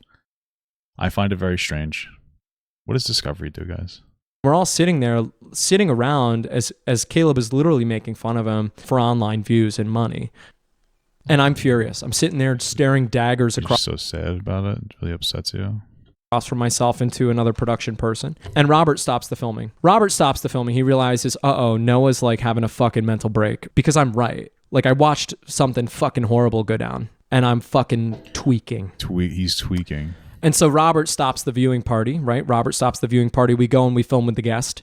And then that afternoon, I'm called into Robert's office. The last conversation that I had in person with Caleb Hammer was when we recorded that last post show. I don't even fucking remember what happened during that conversation. I was disassociating the entire time. I sit down, I'm pulled into Robert's office, and Robert fires me, which I knew was coming. I am so anxious right now. I'm experiencing so many different emotions, like mentally reliving all of these things that like it's difficult for me to articulate, I think, some of the nuances of this, but like you don't understand how much that fucking hurt me. Wow, so you sad. Don't get it, right? Because even though Caleb is, in my opinion, you call him the N-word. Even though he put me through all of this shit, right? Like Caleb Hammer was one of my best friends. People don't understand that. Even Caleb like to diminish our relationship to like, oh, well, you know, he just works here. But like we were essentially like comedy duo partners like on his post show. We had a very, very like, it was strange for sure. But like, I don't think Caleb is very close to very many people. And I'm not super close to very many people either. Well, I wonder why. I mean, first of all, I don't know if I trust your, rendition of this situation. Because I don't know if you seem to be kind of weird, but also like maybe it's because people like you, bro. Maybe it's people like you that like maybe it's people like you that like fucking like go after people the second that you have a bad experience or you pretend to have a bad experience. Maybe that's why. We were buddies, right? We were best fucking friends, dude. Caleb, you lied to me. Good buddies. They were hood buddies. And I talk about too, like the fawning thing. Like I used to joke on the show all the time that Caleb was my dad. That's weird. The joke that I would tell. This is actually so fucked up. This guy was like best friends with Caleb while he's pretending to like care about Caleb being mean to people. And then he left the show because he felt like he had more authority than he actually did. And he literally bombed out there. Like, that's what he's saying. He said he bombed out on the show. Like, he wanted to be fired, basically. He wasn't concerned with getting fired because, like, he didn't really care. Because he didn't, like, he wanted to leave and blah, blah, blah. So he basically burned the bridge on the way out. And now he's making this performative video to try to, like, pick up some kind of something on the way out. It's just so weird. This guy's such a loser. You know, even jokingly referring to somebody as your father, there was a closeness between us that was implicit to me and very important to me. Very clearly it was not, because you do not give a fuck. You gonna cry like a pussy? I think that this guy fucked his relationship up with Caleb, and now he's like really regretting it, and he's upset about it, and he's just trying to rationalize why it's not his fault. I'm crying. And then I wonder if they're actually this close. I really wonder. Be fired, you know, to be fired by, like, to not even be fired by that person. You told us that you wanted to get fired. You said, like, the way that you communicated to us is that you knew you were overstepping your bounds and you knew you might get fired. Like, you said you were going to leave. But, like, you figured you'd try to change it on the way out because you didn't care if you'd get fired. What are you talking about? Right? To have somebody, to have him have his buddy do the dirty work, right? His buddy? You mean like person he pays to do it? What? Of firing me. Cool. So anyway, I get home, Well, and too. as I'm being fired, Robert, he proposes this idea to me that, like, you know, they'll pay me. This is true. This guy does have tremendous daddy issues. He keeps like, my dad didn't really care about me or love me. Caleb was my father. My father. Why did you leave me? If I sign their severance agreement, it's an NDA that. It's NDA that racial slur. In my opinion. And so, you know, the deal is put on the table of sign this deal, get paid your. Okay. And get the fuck out. I tell Robert during the interaction that I need at least 2 weeks in order to evaluate that decision, but I knew deep in my fucking soul that I was never going to fucking sign a piece of paper like that. Why? That evening, as this negotiation is on, I like how he censored all of it out. This is stupid. Table, Caleb Hammer texts me the security camera footage of me being fired, right? Of Robert firing me. The next morning, he sent me an email about, oopsie, I had confided in him, right, multiple times on his that it was traumatic for me to get fired from my job, and it was really upsetting. Show that I had trauma around being fired. It was traumatic for me to get fired from a job, and Caleb Hammer fired me from my job. I was genuinely afraid of Caleb Hammer. Caleb Hammer scares me. Oh. That night, after I received that text message from Caleb Hammer, I immediately freaked the fuck out. I was terrified, right? Whoa, I was terrified. Caleb Hammer knew where I lived. I lived less than a mile from his studio. I lived less than a quarter mile from his studio. What did you think he was going to do to you? Pardon your vagina? What's I would skateboard to his fucking studio. Whoa, you're a skateboarder? That's freaking cool, dude. Mace, I bought a baseball bat, and I bought a fucking doorstop because I had no idea what was going to happen, right? This is us. Like, it's funny because he said this in the beginning and it was already stupid, but after this entire video, hearing him say it again is even fucking dumber. This is so funny. Holy fuck, dude. This is insane. My sense of safety was gone. My sense of safety was fucking obliterated in that moment. I get the email the next morning, which is plausible deniability in my opinion. Caleb says, oh, whoopsie, I accidentally sent you the footage of your own firing, right? Now I'm hoping Caleb sent it to him on purpose. As a fucking own. It's so funny. Guys, I had to get a door stopper. I didn't have I guess my door didn't lock itself. My mother immediately flies down to Austin, Texas, right? Why? She drops everything. I was so mentally fucked up that I see. So your mother is an enabler. Now I understand. Your mother babies you way too much, and your dad probably is too hard on you, and so you get really fucked up in the head over it. Are they divorced? It's just like a legit question. I'm wondering. I'm just being serious. Like, are they divorced or something? Like, what's going on with that? You know, I was genuinely like terrified, right? I go to a lawyer and I essentially decide this. I decide I'm not signing anything. Whoa. And I essentially propose this to them. I propose like a mutual. I propose this to him. I say, I'm gonna fucking If you guys don't give me what I want, I'm gonna fucking cry about it on the internet. Peace treaty. Because like if Caleb told a story definitively about my departure from that company, I knew I was going to spend so much time rewriting the public narrative that like I couldn't. So I don't understand, why would Caleb ever do that? I don't even think Caleb would do that.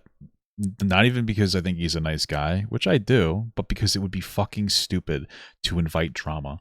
The fact that there's no way he would ever do that to himself, because it would just invite drama onto him. There's no reason for him to be like, yeah, you know, he left because he was fucking crazy. Which, by the way, that's what I would assume he would say, because you are fucking crazy. Didn't have that, right? So I'm like, look, if you talk about this at all, then I will talk about this too.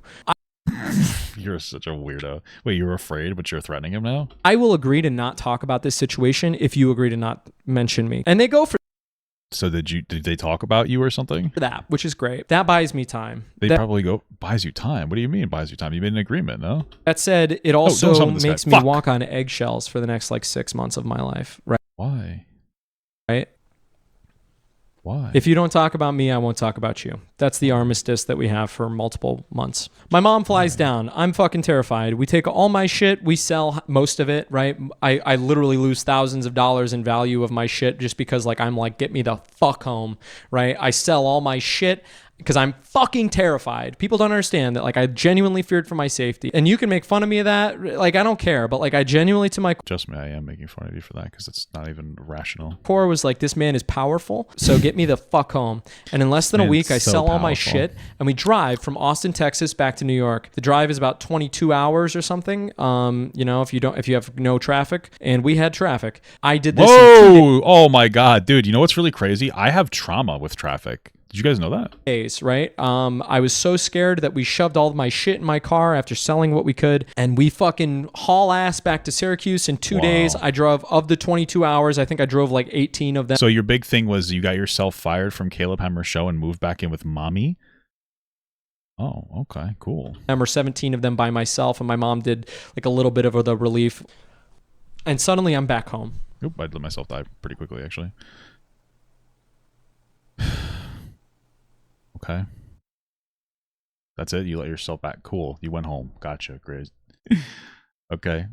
I'm having 7, trouble with this rebuilding. because this is awful to talk about. Why? It's awful to like, talk about how you got yourself fired like a stupid ass bitch. I bet nobody's going to fucking even watch this late into the video. If you watch this late into the video, post a comment. At this point, No thanks, man. I'm not trying to drive your engagement up. I'm back in New York, right? I'm back in New York. Like my mind is racing, right? I'm like, okay, you know, how do I come out on top from He's literally pissing his pants right now. all this, right? That's like what my mind is doing, right? Well, I built a company, not realizing at the time, like how deeply psychologically fucked up I am from all of this, right? He's psychologically fucked up from getting himself fired. It's insane. I don't realize that I'm like I think I'm like hard, right? I think I'm like, oh, fuck. Oh, he's fucking hard. His penis is hard. That's crazy. I don't realize that I think I'm like Iron Man 1, right? And I realize upon reflection, I'm actually Iron Man 3 when he starts to have like PTSD fucking What is wrong with you? What is your fucking mental problem, dude? What the fuck is this video? like flashbacks and shit, and he has like a panic attack, and Jarvis is like, dude, I think it's just you freaking the fuck out, right? How did you get out of the wormhole? What the fuck? I thought I was in Iron Man 1. I'm trying to talk to my old friends. I'm trying to reconnect with my old friends. I go social media dark, and I'm just trying to be a person again. My first goal is to get out of my parents' house, and I'm like, okay, Well, it seemed like that was your first goal, was to get in their house, no? Didn't you move back in immediately after this whole thing happened? After you got yourself fired on purpose? Because you're a stupid ass bitch? have this building. It's like a small cottage. We You just like almost throw up? have this in our family, but like it was kind of falling apart. There was some shit that needed to be done, some work that needed to be done. We just had an old cottage in our family, but it was falling apart. What are you guys, rich? What the fuck? Oh, I'm like, okay, let's probably actually, because dad owns a business. I didn't mean to do brawl. that. How Fuck can I me. make forward progress in my life? Let's get the fuck out of mom and dad's house. I'll go fix up this place. And I did that. My dad helped a ton. So Oh, suddenly fuck. I have like a place where I can like be alone with my thoughts, right? Which is so wonderful. I know I need money, so I go and I get 2 bartending jobs, and I'm serving drinks as a bartender eventually. As I start to go through my daily life, Sounds like a good idea. You know, you can go complain to everybody that's trying to get drunk instead of, Caleb Hammer. That sounds great. I notice certain cracks, right? I notice certain cracks within me, right? My buddy has a bachelor party, and I go to the bachelor party, Whoa. and there's like a minor They conflict. said you had no friends. And like Normally, at earlier points in my life, this wouldn't have been like a big deal, but like I realized that like I'm so incredibly emotional as a result of going through this situation that like I'm starting to realize this, right? I'm starting to realize this in interactions with people in my life, right?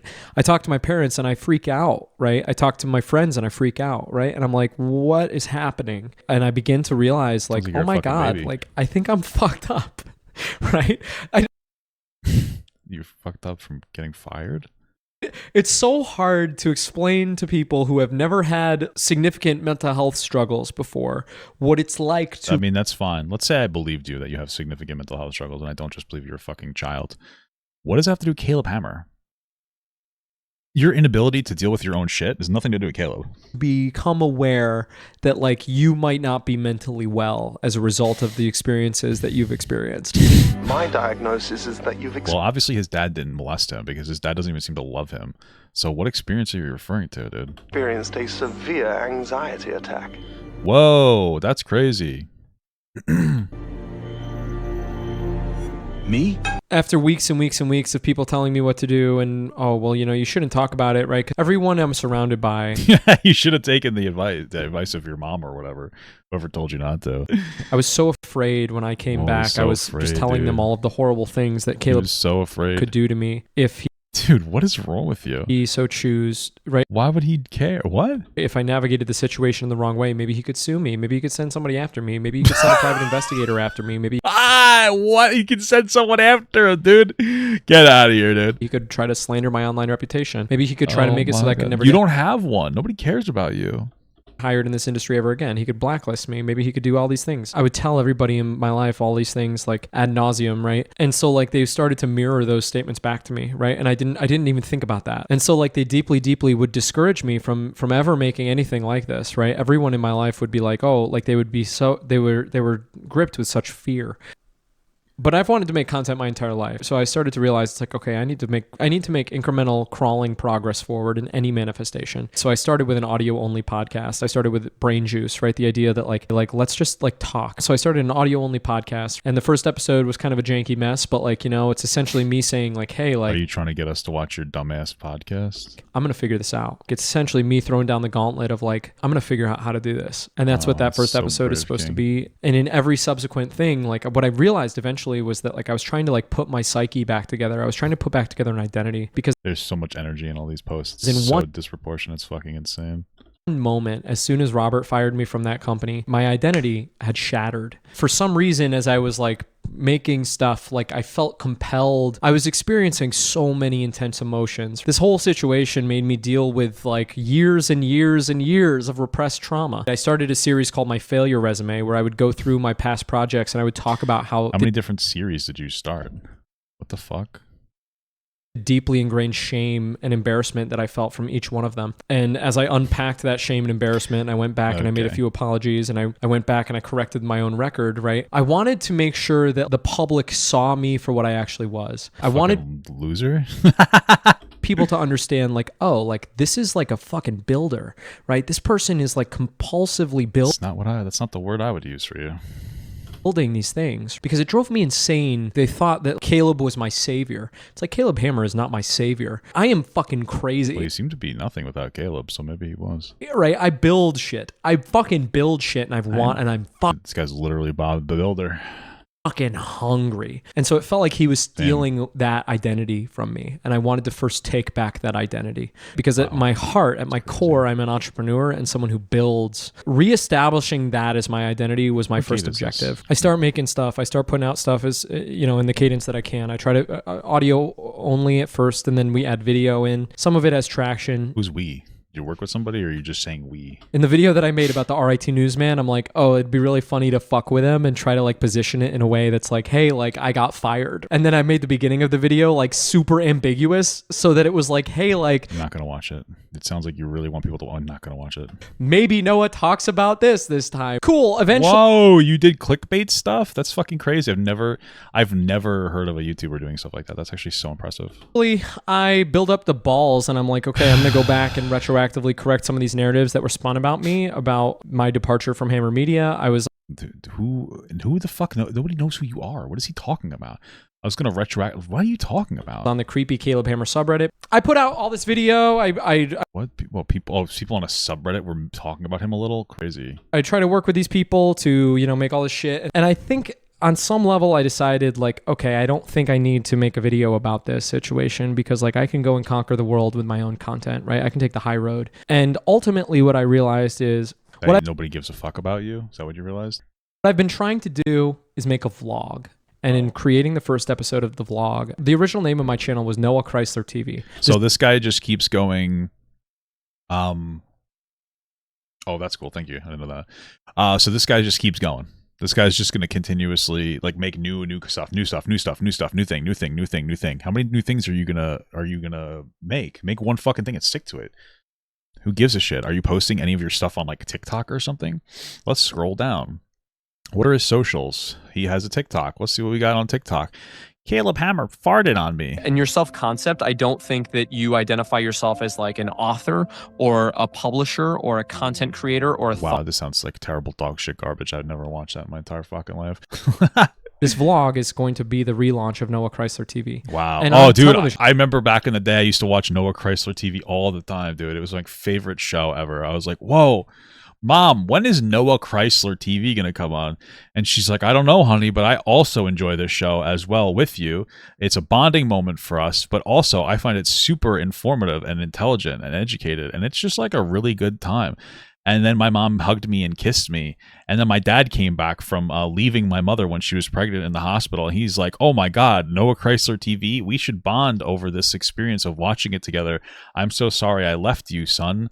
I didn't mean to do it. That was so terrible of me. And then we all lived happily ever after. Isn't that fucking crazy? All because of Noah Chrysler TV. And I'm so happy that it's back. I'm so happy that this Noah Chrysler TV is back, baby. We are so fucking back right now, baby. It's fucking incredible. I cannot wait for it. Woo! Shows. The pilot episodes are always like, where are we starting? Where does the story start? In Community, the story starts with Jeff Winger, Jeff being Weiner from a lawyer. He was disbarred and now he's going to community college, right? Dude, that's crazy. It's the beginning of his story, right? That backstory is very... This guy actually might have ADHD. He has like 17 different things that he's trying to do at like this exact same time. It's like, holy fuck, dude. Stick to a project. Fucking Jesus Christ. This is insane. Important to the premise of Community. I created the first episode of Noah Chrysler TV with that mindset, right? It's like, what's the backstory that leads up to this, right? And so I recorded this very deeply angry monologue in the woods. Wow. And as I'm cutting it, I'm just realizing like this is not usable. Like this is not gonna. I'm not gonna come across in the ways like I need to be meticulous with this, and I can't be meticulous with this because like I can't make it both meticulous but also entertaining. So eventually you will probably see that episode. But this is why I'm making this video. I'm gonna tell you right now, I will never see that episode. I will never see that episode, dude. It's actually pretty interesting how I will never watch that episode because I realized I just needed to communicate as much of this information as possible to you before giving you that context. How come my left-handed weapon is the so public weak? Violation. Caleb breaking his promise to not talk about you. His sanitized story gaining traction on Reddit. Your intervention with facts, timeline, and receipts. I send Caleb's team a message. I'm going to go correct these old false narratives about me over on Reddit that your audience, they're all spreading speculation. So I jump Nobody into cares about the Reddit. Those threads and I clarify. Before I did that, I sent communications to Caleb Hammer and his team. I'm like, look, I will not tolerate false narratives being spread about me in this situation. It is cool. It's crazy because, like, let's say that there is actually some negative reviews about him on fucking Caleb Hammer's Reddit. You, like, I don't know what to tell you, but, like, you have to not care about that because it's not productive to engage in people hating on you like that. It's just people chattering on Reddit. So you want to, like, what do you want Caleb to do? You want him to go out of his way and like explicitly say like, hey, this is bad. Like, what do you want him to do? A lot of times it's just better off to just let people yap and just like not really worry about it. You don't want to hit with the Streisand effect.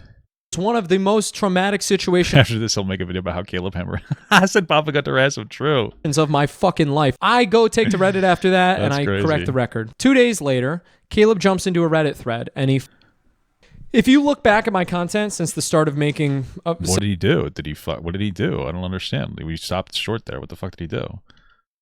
You have me on the edge of my seat. This is my favorite episode of Noah Chrysler TV right now. Since the relaunch of my channel, there are seeds sown through all of my content about this situation. Crazy. I'm talking about Seeds past that come. traumatic situations from my life. I'm talking about other stuff, but I'm talking about that in the wake of this situation, this fucking mental nuclear bomb that I went through. The last video that I posted to this channel, it's supposed to be a dream sequence, right? Where it's supposed to be about like, hey, like He really wants you to go watch his other content. That's fucking crazy. imagine this idea that like you could wake up, become self-aware in your own life as if you're in a lucid dream. You could make an application video that gets you sent halfway across the country so that you can go and fucking work on a show that's seen by millions of people. You could lucid dream in your own life, take control of your own life Why do I care? and fucking write reality. Whoa. Right? But then what if that lucid dream becomes a waking nightmare? What if you get caught in a web that you didn't see? What if you just start coming in your pants? Like, what if that happened? That'd be crazy.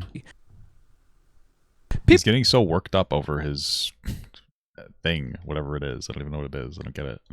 People are going to call me a clout chaser. People are going to call me all sorts of fucking horrible, fucked up shit. But like, It's not really horrible. It's just kind of like the truth, doggy boy. look, here's the facts of that. I've been making content for over 10 years. I am not a successful content creator. I don't have a critical mass of audience. I don't have critical mass of people that support me. And you know what? This video will probably be one of the most viewed things I've ever made in my entire fucking life. And Probably be the most viewed thing ever in your entire life. Let's see what we got here. Videos, popular. Oh, yep, it's the most popular video. That's crazy. This one did well. I surveyed 100 women to make the best dating profile. Cool.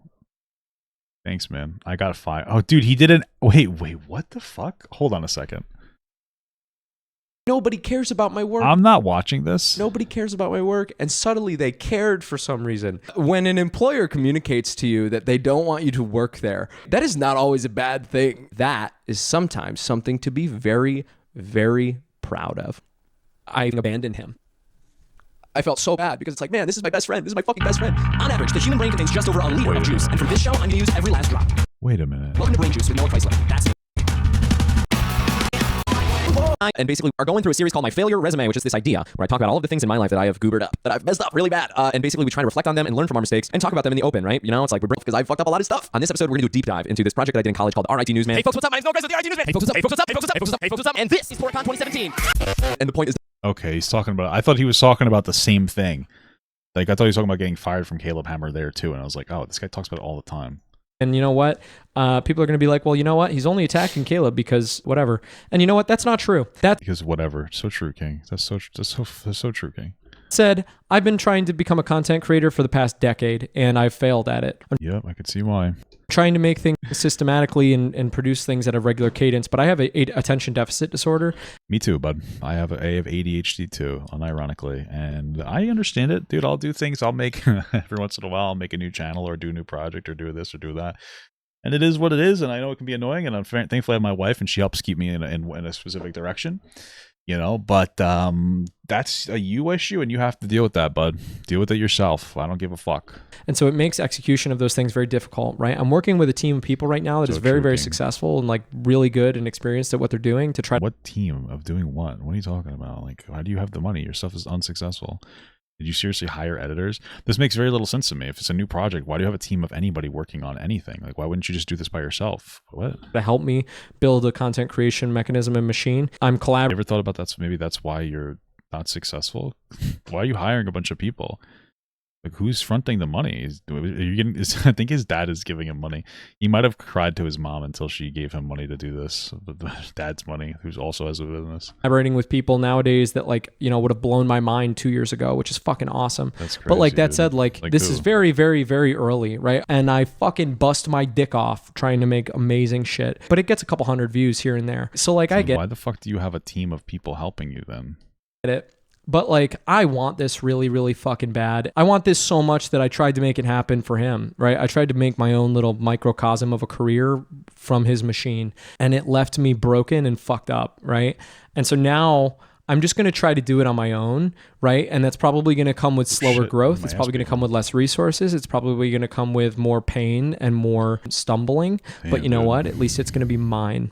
So if you're Try coming to like Rule 34. You try that one. That might be pretty good. Interested in that, I hope that you watch my future shit. I hope you dig back through my other past shit, right? Because all of it is, in my opinion, pretty interesting. I will, in my opinion, someday release this vlog that I've been working on. I have 2 shows, one called Brain. I appreciate you being you making sure that it's just your opinion that it might be interesting, because I'll tell you, it's not going to be anyone else's.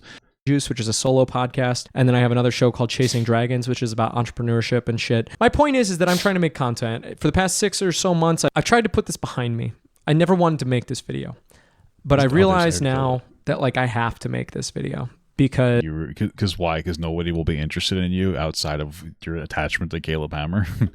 Unless I make this video, I will never receive closure on any of these things. I knew he was going to say it's because of his fucking mental health. Holy shit. So this is this video.